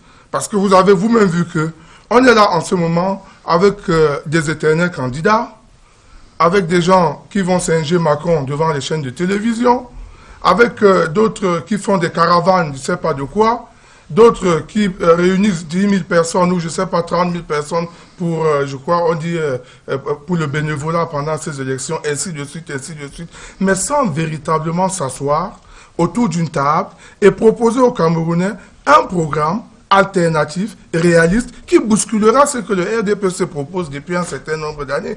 Voilà ce que les Camerounais attendent. Les Camerounais n'attendent pas que des gens viennent leur dire oui, nous allons rendre le... Qu'est-ce qu'on nous a dit? J'ai vu dans un programme qu'on disait que l'aide publique, par exemple, à la communication, à la presse, si celui-là est président de la République, va partir de 300 millions, je crois, comme c'est le cas en ce moment, pour 5 milliards. Bon, là, je me demande comment est-ce que cela va se passer avec tout ce qui se passe au Fonds monétaire international et avec notre économie en ce moment. Donc, il y a ce genre de choses où je voudrais dire, comme avait l'habitude de le reprendre un homme politique français, Charles Pasqua, que les discours politiques, en réalité, n'intéressent que ceux qui les écoutent. Mais les gens qui vont vous voter, en fait, qui vont voter ces candidats-là, attendent quelque chose. Les gens ont besoin de changement, même s'il faut changer avec M. Biya lui-même. On a besoin que quelque chose bouge. Parce qu'on a l'impression que le Cameroun est un pays stable, mais qui stagne, qui ne bouge pas. Et les gens ont horreur de ce que leur pays stagne. C'est pour cela que, lorsqu'on a vu des jeunes arriver, et il faut le souligner, que être candidat même déjà seulement à une élection comme celle-ci, qui est une élection présidentielle, dans le contexte que nous connaissons, est déjà un acte de courage qu'il faut féliciter. Et pour les plus jeunes qui sont là, c'est même un acte très audacieux. Donc je crois qu'au-delà de ces actes de courage et de ces actes audacieux, l'opposition a intérêt à se mettre ensemble et à trouver un candidat, quitte à, je sais pas, à revoir dans leur programme, dans les programmes, dans leur globalité, ce qu'il faudra faire et ce qu'il faudra servir aux Camerounais dans cette prochaine. Parce que je vous assure que le RDPC, le parti au pouvoir, qui repart là pour 7 ans, a nivelé le terrain. Ça fait 7 ans que Paul Biya est en campagne. Tous les actes qu'il pose, vous-même vous le voyez, ça fait 7 ans qu'il est en campagne. Ça fait 7 ans que le RDPC s'installe et nivelle le terrain politique au Cameroun. Vous savez que le RDPC aujourd'hui est le seul parti politique au Cameroun qui a des représentations dans tous les arrondissements. Oui. Donc c'est pour vous dire que... C'est son analyse, s'il vous plaît. C'est une analyse, s'il vous plaît. Je n'êtes pas obligé d'être d'accord avec lui, c'est son analyse. C'est vrai que nous sommes un dimanche, mais c'est une analyse, c'est une opinion. Je ne dis pas aux gens d'accepter ce que je dis nécessairement. Mais vous parlez comme journaliste qui doit avoir des faits objectifs. Bien sûr, est-ce que c'est comme objectif? Est-ce que le RDPC n'est pas installé dans tous les coins du Cameroun? Moi, je voudrais savoir où est-ce que votre parti est installé. Mais moi, je dis que comme journaliste, j'ai constaté que le RDPC est installé partout. D'ailleurs, lors des élections de 2011, et ce n'est pas M. Anissé Kani qui le démentirait ici, lors des dernières élections de 2011, il y avait plusieurs bureaux de vote où des militants, des représentants des autres partis n'étaient pas représentés. Est-ce vrai ou faux? Alors, Jean-François Chanon. Oui, bon, moi, je crois que pour avoir couvert comme journaliste presque toutes les élections de l'ère pluraliste au Cameroun, 92, 97, 2004, 2011, je retiens toujours que il y a un problème précis pour unir l'opposition, effectivement. En 92, ça a été possible. L'Union pour le changement avait fait un travail de fond.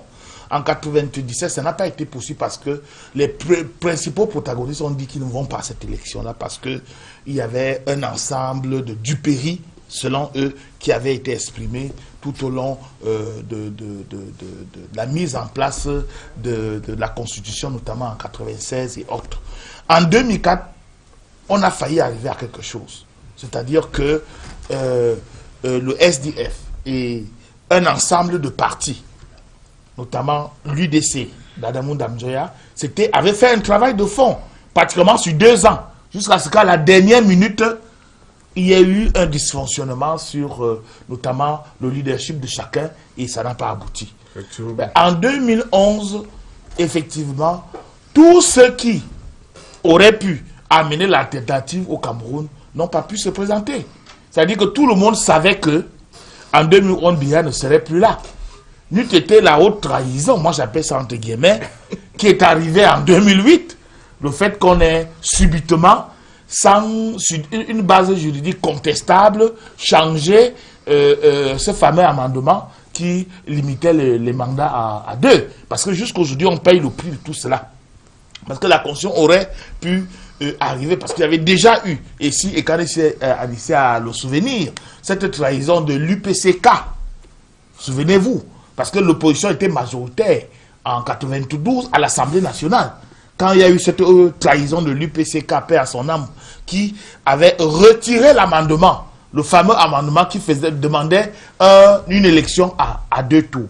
Donc il y a un problème d'opposition au Cameroun, sincèrement, par rapport à jusqu'où les opposants. Même ceux qui ne vont pas à cette élection, je me dis, à une analyse, et je peux me tromper, qu'ils jouent le jeu du pouvoir. Ils jouent le jeu du pouvoir, ceux qui ne vont pas à cette élection. Notamment. C'est-à-dire que le jour, ils sont des opposants, la nuit, je n'irai pas jusqu'à dire cela. C'est-à-dire que peut-être inconsciemment, peut-être inconsciemment, on a besoin d'une opposition au Cameroun. On a besoin d'une opposition qui se tolère des leaders entre. On peut construire, l'opposition doit. S'il n'y a pas d'opposition, il n'y a plus de démocratie. C'est-à-dire que si entre les opposants eux-mêmes, ils se tirent dessus, ils s'insultent, depuis toujours, ça existe depuis 92. Je suis témoin de cela. C'est-à-dire le Manidem, par exemple, n'a jamais su s'entendre avec le SDF. Jamais. C'est-à-dire, quand vous entendez Kani Anissé parler de Fundi, ce n'est pas toujours en termes politiquement aimables. Tout à fait. La même chose pour même les gens du SDF. Quand ils parlent du Manidem, c'est en termes d'anciens collabos qui ont des sous-marins au palais de l'unité, etc., etc. Donc, on a un problème d'organisation d'opposition au Cameroun. Si on n'a pas d'opposition, c'est que la démocratie est terminée. Et je termine par là, pour dire que la vraie situation qui aurait pu nous amener à une alternance, parce que c'est souhaité, parce que quand même, je pense que le président a beaucoup travaillé, on peut l'aider aussi à faire continuer le Cameroun sans lui. Et ce n'est pas mauvais de le dire, ce n'est pas le détester que de le dire. Mais je dis que ceux qui auraient pu même se présenter et qui ont le profil, par expérience, dans le système, etc., ne se sont pas présentés. Ce sont les barons du système eux-mêmes, qui au lieu de s'émanciper déjà, oui, c'est arrivé. Même malgré la brutalité du système, on a vu ça au Sénégal. Macky Sall s'est émancipé de Wade. Il a réussi à gagner l'élection présidentielle. Hein? Ça arrive dans d'autres pays où quelqu'un est du système, il dit que moi je vais m'émanciper du système parce que je ne suis pas d'accord sur tel. Or le problème est que le leadership même du président Biya, il est remis en cause en ce sens que c'est à travers ces barons du régime-là qu'il existe aujourd'hui. Parce qu'il a su mettre des fondements où personne ne doit réagir, personne ne doit s'émanciper. Mais ça fait aussi l'affaire de ces barons, parce que tant que Biya est là... mais ça ne fait donc pas l'affaire du Cameroun, qui a besoin d'une alternance. Parce que ces barons... Parce que celui qui a essayé de s'émanciper, c'est le professeur Titus Edouard, qui l'a essayé clairement. Et ça l'a rattrapé tout de suite parce que le système le contrôlait encore. Or, celui qui, quelques mois ou un an avant lui, qui était du système, qui a voulu fortement s'émanciper et ébranler les gens, c'était Aïssi Vodor. Le système ne le contrôlait pas. Bon, Dieu l'a rappelé aussi brusquement que possible, aussi curieusement que possible. Il est parti. Mais dans le système, ceux qui ont le profil, ceux qui pensent pouvoir... Vous savez, toute la répression qui est tombée sur un groupe supposé G11. Vous avez vu toute la répression qui est tombée sur ces gens-là. Bon, mais j'ai dit qu'aujourd'hui, on a besoin d'une opposition. Parce que sans opposition, on aura justement ce genre de problème où on a les poubelles partout dans la ville, où pour entrer à l'ENAM, il faut être proche des gens d'eux.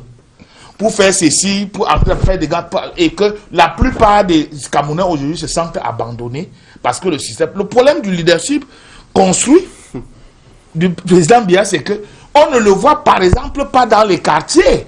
Comme on voit Kagame quelque part en train de discuter avec les gens, je ne sais pas trop où, Et nos opposants aussi ont tendance à nous fuir, à fuir les plateformes simples des gens, là où des gens discutent des choses de l'avenir, de leur propre avenir. Sam Severin Ango, à écouter les uns et les autres, la véritable coalition ne viendrait pas de l'opposition. Est-ce que vous ne pensez pas que c'est plutôt le peuple qui devrait faire une coalition pour pouvoir remporter à l'issue de ces élections? Tout à fait, Bouba. Le peuple nous écoute et je crois que le Cameroun n'est pas fait que de gens qui ne comprennent pas. Au contraire, on est fait de gens intelligents. Aujourd'hui, je vais d'ailleurs corriger sur les chiffres rendus publics par Elections Cameroun. Ce n'est pas ici le lieu de dire que les Camerounais sont découragés par la chose politique. Les véritables chiffres, en réalité, ne nous ont pas été proclamés. Tout se passe comme si on fait tout pour bloquer le corps électoral à un peu moins de 7 millions. Vous savez, nous avons affaire au Cameroun à un président qui est totalement illégitime, hein, c'est-à-dire qui est élu avec un peu moins de 3 millions de personnes. Et quand nous savons que nous sommes un peu plus de 23 millions aujourd'hui au Cameroun, je pense que ça fait bel et bien les affaires de ceux-là qui veulent voir perpétuer leur règne. Je crois qu'il est malsain et injuste de dire que les opposants ne valent plus rien et qu'ils ont intérêt à se regrouper et que finalement le RDPC a la possibilité de tout emporter parce qu'il est représenté un peu partout au-delà du Cameroun. C'est vraiment à voir. Je comprends que M. Njikam communiquait pas là au départ. J'ai fait une analyse pour dire que la présidentielle, ça concerne le destin d'un homme avec son peuple en réalité. Donc rien à voir avec les représentations dans les municipalités et autres sous-sections dans des quartiers un peu partout. Quand j'ai dit cela, il faut quand même qu'on ait un tout petit peu de respect pour ceux qui ont le courage d'y aller. Parce que, figurez-vous, M. Njikam, rien n'impose à ceux qui sont aux affaires de tout faire pour confisquer la nation, pour capter l'essentiel des richesses du pays, comme l'a dit Jean-François Chanon tout à l'heure, concernant l'accès aux grandes écoles, par exemple. D'où vient-il qu'au Cameroun, il suffit d'être le fils de Timé-Vouna, l'enfant de Betty Assomo, l'enfant de Mebengo, pour avoir un accès facile à l'ENAM. Vous savez, les pratiques qui sont celles régulières et récurrentes, bien connues, du PAN, Monsieur Cavaillé Yegedibrel, en cette matière-là, en matière d'accès de ces enfants dans les grandes écoles. Ce n'est pas normal dans un pays comme celui-ci. C'est pour cela que, poursuivant, pour revenir à votre question, Bouba, sur la nécessité forcément qu'il y a à se regrouper aujourd'hui, nous disons que la politique des partis a échoué. Pourquoi? Parce que regardez la déclaration formulée par le bâtonnier Mouna cette semaine, qui rappelle qu'en 92, ce sont les hiérarques du SDF qui avaient refusé qu'il puisse déposer le recours en annulation de l'élection. Ça voudrait donc dire que c'est le SDF lui-même qui avait validé le hold-up électoral du RDPC. C'est ce que ça veut dire entre les lignes finalement. Ça veut donc dire que le principal parti de l'opposition au Cameroun n'a pas voulu faire en sorte que... Le recours a effectivement... il a été déposé et retiré. Il a été déposé et retiré à la demande des gens du SDF. C'est ce que je veux dire. Donc le SDF n'a pas voulu qu'on proclame qu'ils ont gagné l'élection. Quid de l'UNDP? Bello Bouba Maïgari aujourd'hui, Premier ministre, ministre d'État depuis les années 80, il est toujours aux affaires. Qu'est-ce qu'il nous rapporte? Ministre d'État en charge du tourisme aujourd'hui, sur la base d'une alliance factice. À quoi nous sert Amadou Moustapha dans le gouvernement? Ministre chargé de mission. Celui-là, on entend parler de lui qu'en période électorale. Hein? La NDP nous sert à quoi? Le FSNC est également partie prenante d'une alliance. Donc, on vous laisse l'occasion de régler ces comptes-là. En réalité, non, je rappelle simplement des choses qui sont connues. Ce sont des constatations de journalistes qu'on peut faire au-delà de mon appartenance. C'est-à-dire que ces partis, y compris l'UPC, même du temps de Frédéric Kodok, hein, qui a fait également, je veux dire, des tours de passe-passe avec les gens du pouvoir. Donc tous ces gens-là n'ont pas permis à ce que le Cameroun puisse bénéficier d'un meilleur destin. Parce que on est toujours dans l'aplaventrisme au Cameroun. On est toujours dans une politique finalement alimentaire. Tout le monde ne se soucie que de ce qu'on va lui reverser en termes de rétribution. Et c'est ça le danger camerounais, parce que M. Biya a bien connu, il a bien su que le Cameroun est un pays où on fonctionne que par les prébendes. On parle de quelqu'un, M. Njikam, qui n'est même pas là, il a encore fait un voyage. Le président Biya, il est candidat, vous l'avez vu sur le terrain, il n'est nulle part. Tout ce qui s'active à faire... La campagne n'a pas encore commencé. Vraiment, vous dansez plus vite que la musique. La campagne n'a pas encore commencé. M. Maurice Kamto et tous les autres... Est-ce que la campagne a commencé? Cher monsieur, je n'ai pas été mandaté par M. Biya de venir le défendre ici. Je viens ici comme journaliste. C'est vous qui venez ici là sous la bannière d'un parti politique. Le candidat du RDPC, nulle part. Ceux qui s'activent à faire des collectes d'argent et des mobilisations dans leurs différents villages, ils le font pour eux. Monsieur Yébéa ici, il est ministre depuis qu'il a 35 ans. Donc il a tout intérêt à ce qu'il puisse rester. Oui, mais qu'est-ce que vous proposez alors? Qu'il puisse collecter de l'argent. Donc les gens font la campagne pour préserver leurs petits intérêts. Et je termine avec quelque chose qui... Parce que tout à l'heure vous avez évoqué le... Peut-être avant de terminer, permettez que je vous relance sur cette question, parce que vous avez fustigé les uns et les autres à travers vos propos. Mais qu'est-ce que votre candidat propose concrètement pour faire la différence pour le bien-être des Camerounais? Tout à fait, mais vous allez me rappeler qu'on n'a pas encore commencé la campagne. Mais notre candidat président, je vous ai dit qu'il a un profil totalement différent. C'est un changement de paradigme. Le Cameroun, c'est pas compliqué à gérer, cher monsieur. Il s'agit simplement de mettre chacun à sa place. La politique des réseaux doit cesser. C'est-à-dire qu'on ne veut plus avoir d'un Cameroun où, parce que vous êtes le DGSN, vous désignez un de vos beaux-frères pour diriger le garage de la police nationale alors qu'il n'a pas de profil pour ça. Il faudrait qu'on ait un Cameroun où il n'y a plus de combines à tout bout de champ. C'est ça la réalité du Cameroun d'aujourd'hui. C'est-à-dire qu'il faut changer de mentalité totalement. Notre candidat arrive pour dire qu'il ne va pas gérer le Cameroun avec des étrangers. Ce sont les mêmes personnels qui seront utilisés. On va simplement remettre chacun à sa place pour que le travail soit bien fait. Je dois rappeler que Franklin Difford a une très belle formation en matière d'ingénierie dans les grandes écoles en Finlande et en Europe. Il a fait le tour du monde. Donc sa vocation de pasteur est arrivée sur le tard. Donc il sait ce qu'il y a à faire. C'est un intellectuel bien connu. Vous aurez le temps de le recevoir sur un de vos plateaux ici. Donc je vous dis simplement qu'aujourd'hui le problème du Cameroun, c'est pas au niveau des programmes. Monsieur Njikam, vous avez dit tout à l'heure que les opposants n'ont pas réussi à proposer un beau programme. Voici monsieur Anissé Ekane sur ce plateau. Est-ce que le problème du Cameroun, c'est au niveau de tout ce qu'il va falloir formuler sur du papier, parce qu'on est un pays d'intelligence et d'experts, en réalité, qui font des évaluations. Le problème, c'était au niveau de l'implémentation. Parce que même le parti au pouvoir a un très beau programme, mais ils n'ont pas réussi à bien l'implémenter. Pour le libéralisme communautaire, rigueur et moralisation, on en est où aujourd'hui? Le résultat, c'est un vrai désastre en matière de rigueur et en matière de moralisation, dont le problème n'est pas là. Okay. Donc nous disons qu'il faut d'abord aller rappeler aux uns et aux autres que faites attention, si vous êtes aux affaires, je peux terminer, parce que M. Chanon a parlé longtemps. Allez-y, terminez. Si vous êtes aux affaires et que vous héritez, par exemple, d'une fonction de SGPR, on dit que vous êtes le tout-puissant de la République, ça ne vous donne pas le droit de vous enrichir de façon ostensible. Parce que la plupart de ces gens sont des enfants de pauvres, des enfants de paysans. Quand ils héritent du pouvoir, un pouvoir pour lequel Ernest Wanzi, monsieur Ekane, vous étiez là quand il a été décapité. Tous ces gens qui sont tombés, ils ne l'ont pas fait pour que des voyous arrivent pour hériter d'un pouvoir qu'ils ne peuvent pas bien gérer. Donc c'est ça le problème. Merci Sam Séverin Ango, vos propos vous engagent. Ça m'engage, je le précise d'ailleurs. Mais je voulais quand même relancer Anissé Ekane sur la possibilité de l'opposition de pouvoir faire une coalition. Au moment où on parle de plus en plus d'une coalition de l'opposition, eh bien, on retrouve une coalition de l'opposition qui vient plutôt s'agreffer contre le régime en place, le G20. Que vaut le G20 dans cette élection présidentielle? La question qu'on aborde là, c'est faut-il absolument une coalition pour Balbia? Ce n'est pas la campagne. La question est, faut-il absolument? C'est la question à laquelle on doit répondre. Bon, avant de revenir rapidement dessus, je vais quand même dire à Chanon la déclaration que nous avons faite le 17 juillet. Ce qui pose un problème au Manilem, c'est la vacuité des candidatures. En examinant même à la loupe les programmes et les déclarations des différents candidats, nous ne voyons aucune différence de nature à justifier une telle inflation de candidats. Et on finit, pour répondre à votre question, le Manilem n'aura donc pas de candidat. Nous aurions pu, comme certains, marchander par des artifices de toutes sortes, une investiture. Cette attitude aurait pu renforcer l'idée selon laquelle les hommes politiques pensent avant tout à leur carrière politique, à leur promotion. Donc ce n'est pas pour aider le chef de l'État. C'est justement une attitude pareille devait être de nature à pousser les gens à sortir de la promotion personnelle. Mais pourquoi vous occupez les autres? Occupez-vous de vous-même. C'est-à-dire que c'est votre...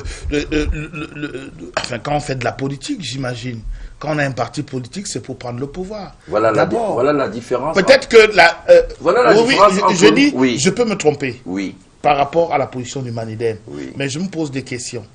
Parce que d'une manière ou d'une autre, dans un passé, j'ai pu avoir la sympathie et j'ai peut-être la sympathie encore pour le Manidem. Oui. Et peut-être qu'il y a comme d'autres au Cameroun qui se disaient qu'ils votent Manidem tout le temps. Et qui se disent, mais attendez, c'est pas suffisamment explicité pour dire que, bah, écoutez, on ne peut pas aller à cette élection présidentielle pour telle raison, pour telle raison. Mais maintenant, prendre le contre-pied, notamment des autres opposants, d'autres partis politiques, qui ont pris le courage, entre guillemets, de se dire, nous, on va à cette élection présidentielle, et commencer en ce moment à fragiliser cette candidature de l'opposition, alors qu'on est tous de l'opposition, me paraît quelque peu jouer le jeu du pouvoir. Alors, je dis, je peux me tromper, là, mais on n'est pas tous amenés à avoir la même pensée politique dans l'opposition. C'est vrai. Mais je me dis que... On n'est pas non plus obligé de se regrouper forcément pour qu'il y ait une seule candidature. Non, moi je dis que de manière réelle, on se dit que là, il y a un problème, que le Manibem aurait pu simplement se taire. Je dis, nous, on ne participe pas à cette élection, ça ne nous intéresse pas.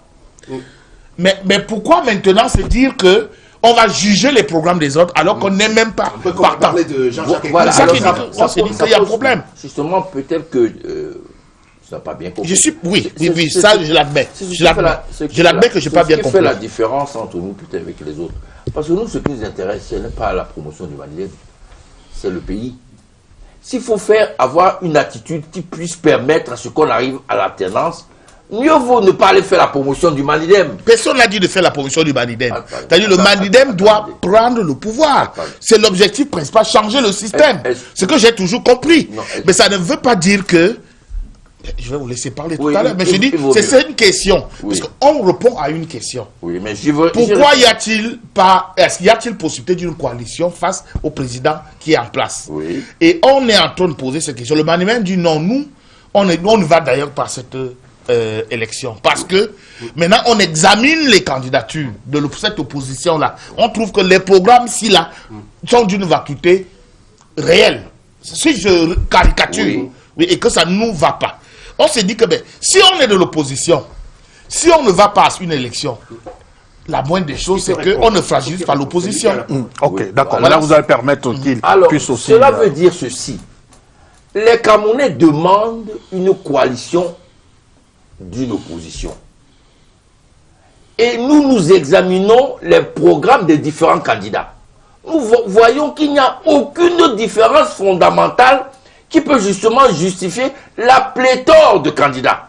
On répond aux Camerounais en leur disant, cela veut dire que ce qui fait problème aujourd'hui, qu'il y ait autant de candidats, ce n'est pas parce que les candidats sont différents, c'est parce qu'à la limite, l'objectif de l'alternance ne fait pas partie de leurs objectifs. Parce que sinon, des gens qui sont pratiquement d'accord, comme le chapelet de récrimination que fait Séverin, c'est le même. Le diagnostic qu'on fait du pays est le même. Nous, on a un programme de rupture. Ce n'est pas le cas des autres partis. On peut comprendre qu'on ne puisse pas s'entendre.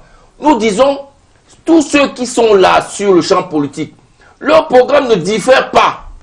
Qu'est-ce qui fait donc en sorte qu'ils ne puissent pas aller ensemble? Cela veut dire que ce n'est pas l'intérêt du pays qui les anime. Et on n'est pas les seuls. Même les Camerounais ont la même analyse. Qu'est-ce qui fait en sorte que Ndam, l'UDC, le SIF, le MSL se mettent ensemble? Est-ce parce qu'ils ont le programme radicalement différent? Non. C'est quoi? Les égoïsmes. Nous disons, notre programme est un programme de rupture. On se met à côté, mais on sort un programme commun du gouvernement qui peut mettre d'accord un certain nombre de candidats de l'opposition et arriver à une coalition. Ce n'est pas faire le jeu du pouvoir, bien au contraire. C'est permettre à ce que l'appel des Camerounais soit entendu et implémenté par ce rassemblement. Alors, sauf si vous pensez que, comme tout le monde, il faut faire des marchandages pour avoir une investiture, récolter 30 millions et avoir la possibilité de se pavaner dans tout le pays pendant 15 à 20 jours. Non, on peut jouer les matchs de classement. Nous ne sommes pas... C'est pas sérieux. Voilà. Nous pensons que c'est plus sérieux de débattre des programmes politiques, de l'avenir du pays, de comment se mettre ensemble, que de faire chacun son petit cinéma pendant un mois ou 15 jours. Alors, Fossé Ndika, moi je vous pose la question autrement. Tout à l'heure, Anissé Kane n'a pas répondu à ma préoccupation. Le G20, on se serait attendu que le G20 apporte ses voix aux partis d'opposition. Le contraire, c'est que ces hommes... Dans le préambule, ils ont fait un choix. Dans le simple préambule, comment le G20 a fait son choix. Comment justifier, comment comprendre cela? Mais écoutez, chacun est libre de ses choix. Nous sommes en politique. Ils ont choisi de soutenir le parti au pouvoir qui a aussi un candidat à cette élection présidentielle. Libre à eux. Mais notre problème ici, je crois que c'est là où il faut revenir à la question fondamentale. Est-ce qu'il faut absolument qu'il y ait une coalition de l'opposition pour pouvoir challenger M. Biya le 7 octobre prochain? Moi, je dis oui.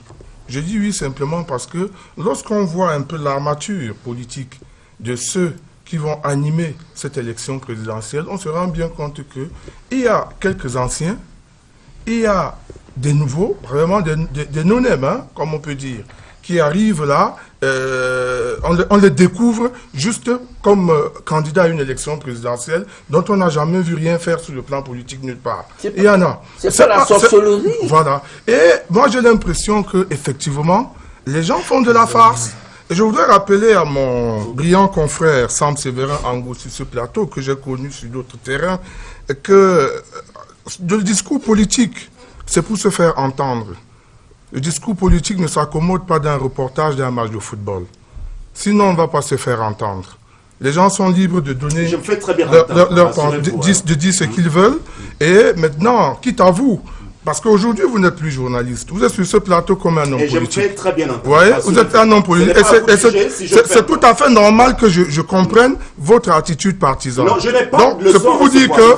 Voilà. Non, je ne vous donne pas des leçons. Ce n'est pas, je ne vous donne pas des leçons. Moi, je ne suis pas dans un parti politique. Moi, je suis encore journaliste. C'est pas un débat entre vous. Je suis encore journaliste. S'il vous plaît. C'est vous qui avez commencé avec des leçons. S'il vous plaît, vous allez permettre à M. Ndikam de développer. Donc, je voudrais qu'on soit plus poli sur ce plateau. On me fait souvent le reproche de prendre la parole à tort et à travers sur les plateaux de télévision. Je n'aimerais pas qu'on me le refasse aujourd'hui. Donc j'étais en train de dire que l'opposition camerounaise, jusqu'à présent, a autant déçu que ce qu'elle-même elle reproche à d'autres aujourd'hui. Pourquoi? Lorsque, pour ceux qui ont couvert les principales élections présidentielles, comme Chanon qui est ici depuis 92, on se rend bien compte que on a affaire à une opposition qu'on ne découvre qu'au moment des arènes, des joutes politiques. C'est-à-dire qu'on ne voit pas des gens se préparer durant des années sur le terrain à venir à cette élection présidentielle. Moi, j'ai des exemples. Je ne voudrais pas citer les noms des partis politiques ici pour ne pas frustrer les uns et les autres. Il y a des partis politiques qui seront à cette élection le 7 octobre prochain, dont on a vu les présidents ressortir que par rapport à cette élection présidentielle. J'en ai dans mon environnement sociologique immédiat. Donc c'est pour vous dire que si les Camerounais, si l'opposition ne se met pas en ordre de bataille, je leur ai dit, c'est que cette élection ne vaut même pas la peine. Parce que ça va être... le RDPC va faire un raz de marée. Simplement pourquoi? Parce que l'opposition aura émietté le peu d'estime qu'ils ont dans des divisions assez inutile. Vous savez, lorsque Anissé et Kane parlaient de leur déclaration tout à l'heure, il y a quelque chose que j'ai retenu là-dedans. Il y a une phrase que j'ai retenue dans ce que vous avez dit. Cette union, est-ce que l'union de l'opposition, c'est seulement lié à des programmes? Est-ce que ces membres, ces représentants des partis politiques qui vont se retrouver le 7 octobre prochain à l'élection présidentielle ont forcément des programmes différents, mais quitte à les mettre en musique pour pouvoir challenger le principal candidat qui est déjà au pouvoir depuis un certain nombre d'années? C'est tout ce que le peuple demande en réalité. On ne fait pas la magie. Parce que les gens vous diront, oui, ce n'est pas... Il y a un président qui est là et qui est illégitime. Mais la légitimité, c'est par rapport à quoi? On peut avoir 500 000 électeurs et quelqu'un est voté élu avec 150 000 ou 200 000 électeurs. Il est légitime. Nous avons combien d'électeurs en ce moment? Moi, je vous dis que relativement au nombre, aux chiffres que nous avons eus en 2011, on a moins de 1 million, on a 1 million de moins qu'en 2011. Voilà. Donc, ça veut dire qu'il y a un certain désintérêt de la politique lié au fait qu'à un moment donné, et Anissé Kani, vous êtes là, en 92, vous saviez comment le peuple camerounais s'est levé pour soutenir l'opposition. Où est ce peuple-là aujourd'hui? Et où en est-on avec cette opposition aujourd'hui? Alors, les gens viennent simplement, et l'autre le disait, parce qu'ils ont des problèmes purement alimentaires. Nous avons vu qu'il y a des gens qui se sont mis du côté du parti au pouvoir, justement parce qu'ils savent qu'ils n'ont pas assez de militants, mais ils peuvent obtenir des postes de responsabilité et les garder pour eux. Et vous avez remarqué que ces partis politiques, nombre d'entre eux ne sont même plus allés à cette élection présidentielle. Ils ont préféré se déclarer comme ceux qui vont soutenir la candidature du président Biya. Si on continue à faire la politique comme ça, on n'y arrivera nulle part. Le Cameroun a besoin d'une nouvelle classe d'hommes politiques qui proposent des programmes sérieux et réalistes aux Camerounais, qui puissent être alternatifs à l'offre qui est là en ce moment, ce que le monde dénonce. Alors le problème n'est pas au niveau des programmes, le problème c'est au niveau des hommes qui animent ces partis d'opposition. Le problème c'est au niveau des hommes, c'est-à-dire les vous là, qui animez ces partis d'opposition. Pourquoi vous ne vous mettez pas ensemble? Qu'est-ce qui est difficile dans cette affaire à se mettre ensemble? D'accord. Alors, Sam Séverin, il reste 2 minutes sur cette question. Vous allez prendre une aussi pour Jean-François Chanon sur cette question. Anissé Kane va certainement prendre la parole pour le second thème. Alors, visiblement, il n'y aura pas de coalition, ou alors, même s'il y aura une coalition, ce ne sera pas une forte coalition pour pouvoir vaincre le président Paul Biya. À la question fondamentale qui a été posée dans la thématique de ce sujet-là, est-ce qu'il est utile que la coalition puisse se former? Nous disons non, nous l'avons déjà dit, parce que toutes les démonstrations qui ont pu être faites là-dessus ne sont pas de nature à attester de ce qu'il faut nécessairement que toute l'opposition réunie, y compris tous ceux qui sont en face du président Biya, parce que moi je vous ai dit que le président sortant, qui est le représentant du parti État, lui également a des comptes à rendre. À lui, on peut se demander pourquoi est-ce qu'il ne fait pas preuve d'une certaine objectivité, d'une certaine, j'allais dire, honnêteté. Parce qu'aujourd'hui, le problème camerounais, on va le voir dans le deuxième sujet tout à l'heure, c'est au niveau de son système institutionnel également. On ne peut pas avoir un pays où tout est fait simplement pour faire en sorte que le chef de l'État, président de la République, soit la clé de voûte de tout le système. Conséquence, je peux comprendre ceux qui pensent aujourd'hui que les dés sont pipés, mais le président de la République n'est pas imbattable, cher ami, monsieur Faustin Djika. Maintenant, ce n'est pas ce qu'on a dit. Il n'est pas imbattable, même dans les conditions actuelles. Nous disons. Il peut être battu, et nous rappelons simplement que c'est dans la conscience individuelle de chaque Camerounais qui aura la possibilité d'aller voter, parce que cette année, c'est une occasion extraordinaire où le peuple camerounais a la possibilité finalement de choisir son président par voie d'élection. Et il va donc falloir que les uns et les autres qui seront mobilisés puissent non seulement aller voter, mais également surveiller les votes. Pour qu'il n'y ait pas, parce qu'il y a toute une batterie de fraude qui est mise en place. Anissé Kaner, en une minute. Je veux dire que bon, Sam Séverin, il a aujourd'hui le mérite d'être clair pour son candidat, que la coalition n'est pas indispensable. Mais moi, ce que je fusille, c'est ceux qui disent qu'il faut la faire en faisant tout pour qu'elle ne se mette pas en place. C'est ça. C'est ça le problème. Il vaut mieux dire, comme Séverin, que nous, on n'a pas besoin de coalition, on fait confiance. Ça veut dire qu'il n'y a pas beaucoup de sincérité dans le rang de ceux qui disent qu'il faut faire une coalition, mais ils ne le font pas. Parce qu'on ne peut pas en même temps dire je suis ouvert à la coalition et dire que c'est moi le meilleur. Pas de coalition sans moi. Ça veut dire qu'on joue avec cet appel du peuple. Il vaut mieux dire comme Séverin qu'on n'en a pas besoin. Les Camerounais vont nous choisir parce qu'on a une spiritualité qui va leur convenir. Moi je dis, c'est mal parti. Mais comment rattraper? On ne peut le rattraper que si on fait fi des individus et qu'on se cantonne à proposer ce que sera le Cameroun de demain. C'est en cela que notre programme minimum de gouvernement de 15 points peut être utile à l'agglomération de candidats à la présidence de la République. Jean-François Chanon, on passe directement au second thème, Mali. Juste une minute avant de passer au second thème, parce que je crois quand même que je peux dire quelque chose par rapport à cette possibilité ou non de coalition.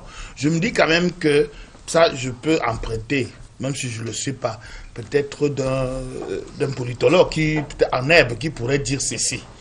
Exactement. Moi, je pense qu'il y a, dans les 8, il y a 5 contre 3. Il y a 5 contre 3. C'est-à-dire, il y a 3 qui peuvent ne pas s'entendre, qui ne vont jamais s'entendre, qui ne vont jamais accepter d'aller de l'autre côté. Pourquoi? Parmi les 5. Simplement pour ceci. Parce que le Adamou Ndamjoya, le docteur Adamou Ndamjoya, le ministre Garga et le pasteur, M. Ndifor, sont chacun, en tout cas, ont une expérience, ils ont construit chacun, comme je disais au début, un leadership précis. C'est-à-dire que le docteur Adamou Ndamjoya dira que moi j'ai de l'expérience à ce qui concerne l'élection présidentielle, c'est vers moi qu'on doit venir s'il y a une coalition. Gaga dira la même chose. Et les autres 5, donc maintenant, le pasteur, lui, il a tracé son chemin. Il a dit, moi j'y vais, j'ai mon programme, j'ai ceci, moi je vais jusqu'au bout. Donc pas de coalition, chacun se débrouille, on se voit à l'arrivée. Donc maintenant les autres 5, il y a la possibilité de se parler encore, mais c'est trop tard pour moi. C'est trop tard, on aurait dû le faire avant. Mais comme je l'ai dit... Il ne faut pas oublier que le SDF dit qu'il est comme un avion et que ce sont les voitures qui viennent entrer dans l'avion et non l'avion qui entre dans la voiture. C'est ce que je dis donc. Le SDF ou rien, c'est ce que ça veut dire. Maintenant. Ils auraient dû se parler très longtemps avant. C'est-à-dire sans que chacun se soit déjà déployé. Mais ils ont, voilà, les 5 peuvent se parler effectivement. C'est-à-dire le professeur Kamto, Joshua aussi, Akeremuna, Cabral Libi, pour ne citer que cela. peuvent quand même se parler. Ils se parlent même déjà. Oui, d'une manière ou d'une autre. Oui, Cabral est pour une coalition. D'une manière ou d'une autre. Matomba est déjà avec le MRC. Voilà. Donc, ce qui fait que il y a un problème, c'est que c'est trop tard. C'est-à-dire que on ne peut plus parler véritablement. Il y aura peut-être une coalition à 2 contre 8. Il y aura certainement une coalition à 3 contre 7. Oui, contre le reste. Mais moi, je pense personnellement que c'est un peu tard. Bon, voilà. Maintenant, si vous parlez de en tout cas, moi, je pense que l'opposition, en ce moment, travaille pour l'élection du président Biya. Sans coalition ni mutualisation, ils n'y arriveront pas. Mali, République démocratique du Congo, enjeu et leçon de la présidentielle. Je commence par vous, Anissé Ibrahim Boubacar Keïta, réélu après une élection à 2 tours. Peut-on parler d'un exemple de démocratie de ce côté? Oui, la démocratie, c'est toujours en valeur relative, c'est pas en valeur absolue. C'est-à-dire qu'elle est plus ou moins, le processus est plus ou moins avancé dans un cas comme dans un autre. Je crois qu'au niveau du Mali, indépendamment des conditions réelles de l'élection, c'est-à-dire une partie du territoire qui n'a pas voté, le fait déjà qu'il soit dans une élection à 2 tours est une avancée importante. Dans ce sens que ce système d'élection à 2 tours permet une pléthore de candidats au début et une agglomération, ce qui n'est pas le cas aujourd'hui. C'est pour cela qu'il vaut mieux réfléchir avec les données qu'on a. Lénine disait une analyse concrète d'une situation concrète. Pas dire que s'il y avait 2 tours, on aurait gagné. Il faut aujourd'hui mettre en place des stratégies compte tenu de la situation qu'on a dans le pays. Au Mali, c'était possible il y a 2 tours. Bon, on peut contester le fait qu'une grande partie du territoire n'ait pas participé à l'élection, mais au moins, les conditions étaient remplies pour que l'opposition puisse faire une alternance parce qu'il y a eu une agglomération de candidats. Peut-être que si l'élection avait été étendue sur l'ensemble du territoire, il sera arrivé. Parce que je soupçonne un peu, sinon beaucoup, la France d'avoir tout fait pour que justement l'élection se cantonne dans une partie du territoire que la France contrôlait assez correctement. Jean-François Chanon, IBK peut-il contribuer à ramener la paix au Mali, surtout quand on sait que ce pays est quasiment divisé en 2? Est-ce que sa réélection... Par affection, je ne peux, étant un peu me situant comme un intellectuel de gauche, par affection, évidemment, je n'ai pas la tendance à peut-être critiquer IBK parce que c'est un camarade que je connais particulièrement. Je le connais personnellement. Quand il était Premier ministre, je lui ai fait des interviews et je l'ai retrouvé au Mali avant qu'il ne soit président, etc. Mais je pense que ça a été difficile, l'héritage qu'il a géré. Très, très difficile. Et je suis compréhensif un peu. Même si je ne suis pas d'accord, et là je rejoins les Anissé, par le jeu qu'a joué un peu la France. Parce que le fait que Macron ait félicité immédiatement, avant même la fin du processus électoral, le président sortant, me paraît assez suspect. Et vous savez, c'est difficile de gouverner un pays qui est pratiquement divisé. Je ne vous conseille pas. Moi, j'étais à Gao il y a 2 ans. C'était un risque. Tous mes amis à Bamako me l'avaient déconseillé. La même chose quand on a essayé d'aller à Kidal. Tout le monde m'a dit, tu ne reviendras pas. Parce que tu es avec d'abord des Occidentaux, mais on te confondra et puis, bon, voilà. Ce ne sera pas possible. Donc, là-bas, il est presque difficile de croire qu'il y a eu une véritable élection. C'est assez difficile. Gouverner un pays comme ça, ce n'est pas facile. Bon, maintenant, il y a le rejet total. Le docteur Soumaïli Cissé a rejeté pratiquement le résultat. Donc, on est en train d'aller là dans un conflit pratiquement post-électoral, dans une situation de conflit, d'insécurité déjà dans le pays. Qu'est-ce que ça va renfermer demain? Ce sera très difficile à vivre. C'est un pays que j'aime beaucoup puisque je le connais assez bien. Donc j'y ai d'ailleurs beaucoup d'amis. Et je pense que le président IBK a certainement la possibilité d'entrer dans l'histoire par rapport à la possibilité de dialoguer avec son challenger du 2e tour. C'est-à-dire la possibilité de se rencontrer déjà pour se parler et se dire que bon, qu'est-ce qu'on fait dans une situation comme celle-ci? Faut-il continuer à créer notre pôle de conflit Parce que Soumaïl a quand même un fief assez important. Tout ça au pays d'Ogon, au pays Mopti, à Mopti et tout ça partout, il a un fief électoral assez important. Donc, ou des gens, vous voyez très bien les reportages de nos confrères dans les télévisions étrangères, même camerounaises, qui disent que nous sommes déterminés à défendre la victoire de notre candidat. On entre donc dans un cycle de conflit post-électoral que je ne souhaite pas ici après le 7 octobre. Alors, Sam Séverin Ango, nous partons maintenant du Mali pour la République démocratique du Congo.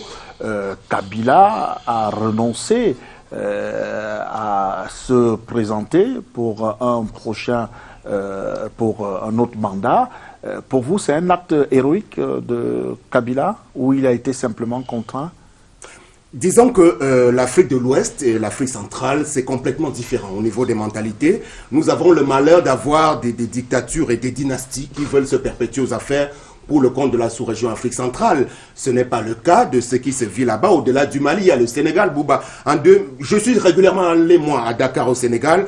Et à l'époque, en 2007, il y avait là-bas un concept intitulé la génération du concret, mis en place par l'ancien fils Karim Wade du président, même si on lui a reproché beaucoup de choses. Mais ce concept-là a quand même débouché sur un ensemble de réalisations en termes d'infrastructures routières et de plein de choses qui ont été respectées. Là-bas, on respecte la parole donnée. Ce n'est pas le cas ici chez nous. Ceux qui ont occupé les mêmes fonctions, c'est-à-dire qui peuvent être des enfants ou des neveux du président, les Dieudonné Voumekou, les Mekouloum Vondo et autres qui sont bien connus, à qui le président Vondo Ayolo Samuel a fait beaucoup confiance, ils n'ont pas produit les mêmes résultats. Vous voyez, au niveau des mentalités, vous parlez de la RDC aujourd'hui.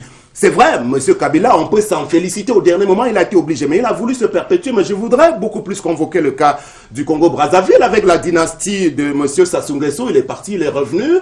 Il n'entend pas céder le pouvoir. Au Gabon, c'est pareil. M. Omar Bongo a été obligé de mourir aux affaires pratiquement. Aujourd'hui, celui qui lui a succédé a été élu par 2 fois de façon totalement irrégulière. Donc simplement, au niveau du système électoral, en Afrique de l'Ouest, on a 2 tours qu'on a institués et il n'y a pas toutes ces combines-là auxquelles on assiste ici chez nous. Pour le Cameroun, on est bien malheureux d'aller à une élection dont certains pensent effectivement que les dés sont pipés parce que le système ne le permet pas. C'est-à-dire qu'au niveau de l'unique tour que nous avons, il y a également que l'ECAM, le Conseil constitutionnel, n'est constitué que des militants. Ça s'arrache de la liberté, monsieur. Ça s'arrache. Donc c'est une mission bien titanesque que vous demandez à ceux qui aujourd'hui incarnent les forces de changement au Cameroun, alors qu'ailleurs c'est bien plus facile. Si on avait une élection à 2 tours, cher ami, ce que vous appelez coalition, les opposants doivent se réunir, ça aurait été très très facile. C'est-à-dire que au premier tour, même si le candidat du pouvoir arrive en tête, tous les autres candidats au deuxième tour allaient très facilement le battre, mais ce n'est pas le cas ici chez nous. Donc moi j'en appelle par rapport à cette actualité vraiment que les mentalités puissent changer et c'est ce que nous amenons comme message aujourd'hui pour qu'on puisse mettre à plat les dictatures qui se constituent ici, pour le cas du Cameroun tout spécialement, où on a affaire quand même à un pouvoir qui veut s'éterniser. Alors, Faustin Dikam, est-ce que Kabila peut faire comme Poutine, c'est-à-dire s'effacer et revenir plus tard? Je crois que c'est même le dessin qui est en train de se faire. Parce qu'à la réalité, le gars qu'il a choisi d'être de représenter son parti à cette élection présidentielle est l'un des siens. Et c'est l'un de ses affidés. Donc, c'est possible, eu égard au fait qu'il a pris assez de temps quand même pour pouvoir se prononcer. Vous savez qu'il a été presque mis au mur pour pouvoir se prononcer. Et de quelle manière? Et lorsque vous voyez ce qui est en train d'arriver à Katumbi, où on signe des mandats d'arrêt internationaux, il est interdit de rentrer au pays, ainsi de suite, on se dit bien que Kabila veut donner d'une main et reprendre de l'autre main. Je crois que c'est ça. Parce que si vous voyez, en dehors de Katumbi, il y a d'autres...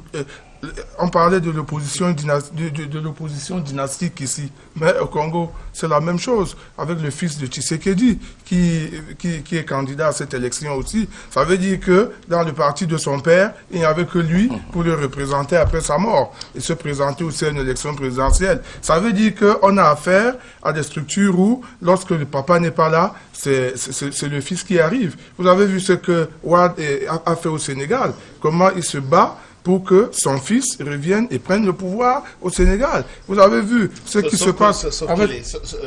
C'est la même chose partout. Ces gens... Sauf qu'aujourd'hui, quand même, je crois que Karim est très populaire. Hein, s'il revenait là... Ce n'est pas ça, c'est pas ça le problème. Au moment où Bongo faisait de son fils président de la République, il était aussi... Ali était très populaire au Gabon, hein, même si c'est plus la même chose aujourd'hui. Voilà, il reste... Nous devons sortir de ce schéma. Un nouveau leadership en Afrique. Il nous reste 2 minutes. Vous allez prendre 1 minute. On est capable de construire un nouveau leadership. Juste une proposition qui peut être simple. C'est-à-dire, on ne peut entrevoir l'exemple du Ghana, où on a habitué des gens à asseoir une démocratie ou d'alternance. Celui-ci perd les élections, il va au quartier. Celui-ci, il a fini son mandat, il va au quartier et il termine. Ou alors on fait comme au Rwanda, où peut-être il y a une main forte qui est là, mais on sent chaque jour que les choses changent autour de soi. Je ne sais pas très bien qu'est-ce qu'il nous vaut. Pourquoi ça ne nous dépasse pas. Ça nous dépasse simplement parce que ceux qui animent les forces du changement ne sont pas sérieux. S'ils étaient sérieux, cela arriverait. Vous avez terminé. Vous avez donné la parole en dernier. Non, pas du tout. On ne s'attend pas à l'action. On ne pourra pas vous la donner en dernier. La politique n'est pas faite de vœux pieux. Vous savez, la situation des pays en Afrique de l'Ouest est différente de notre contexte politique. Par exemple, il y a eu des dictatures là-bas, mais le tissu social a été conservé. Les syndicats, les associations, qui sont des relais importants. Ce qui n'a pas été le cas après Aïdjo.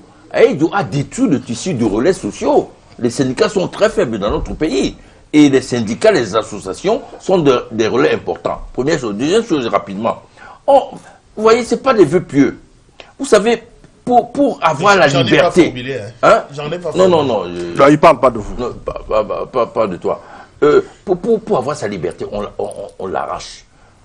Si aujourd'hui, il faut que des candidats fassent le harakiri qui se présente pas pour qu'on arrive à une coalition, c'est ça la bataille pour la liberté. Donc, lorsqu'on dit que, il aurait fallu qu'on ait deux tours, oui, il aurait fallu. Il faut qu'on arrache ces deux tours. Tant que ces deux tours ne sont pas arrachés, il faut trouver les moyens de gagner une élection dans ce contexte-là. Et ça, en faisant des sacrifices. Pas en s'agrippant sur des positions de rente, de grands partis, ou bien de anciens grands bâtonniers, etc.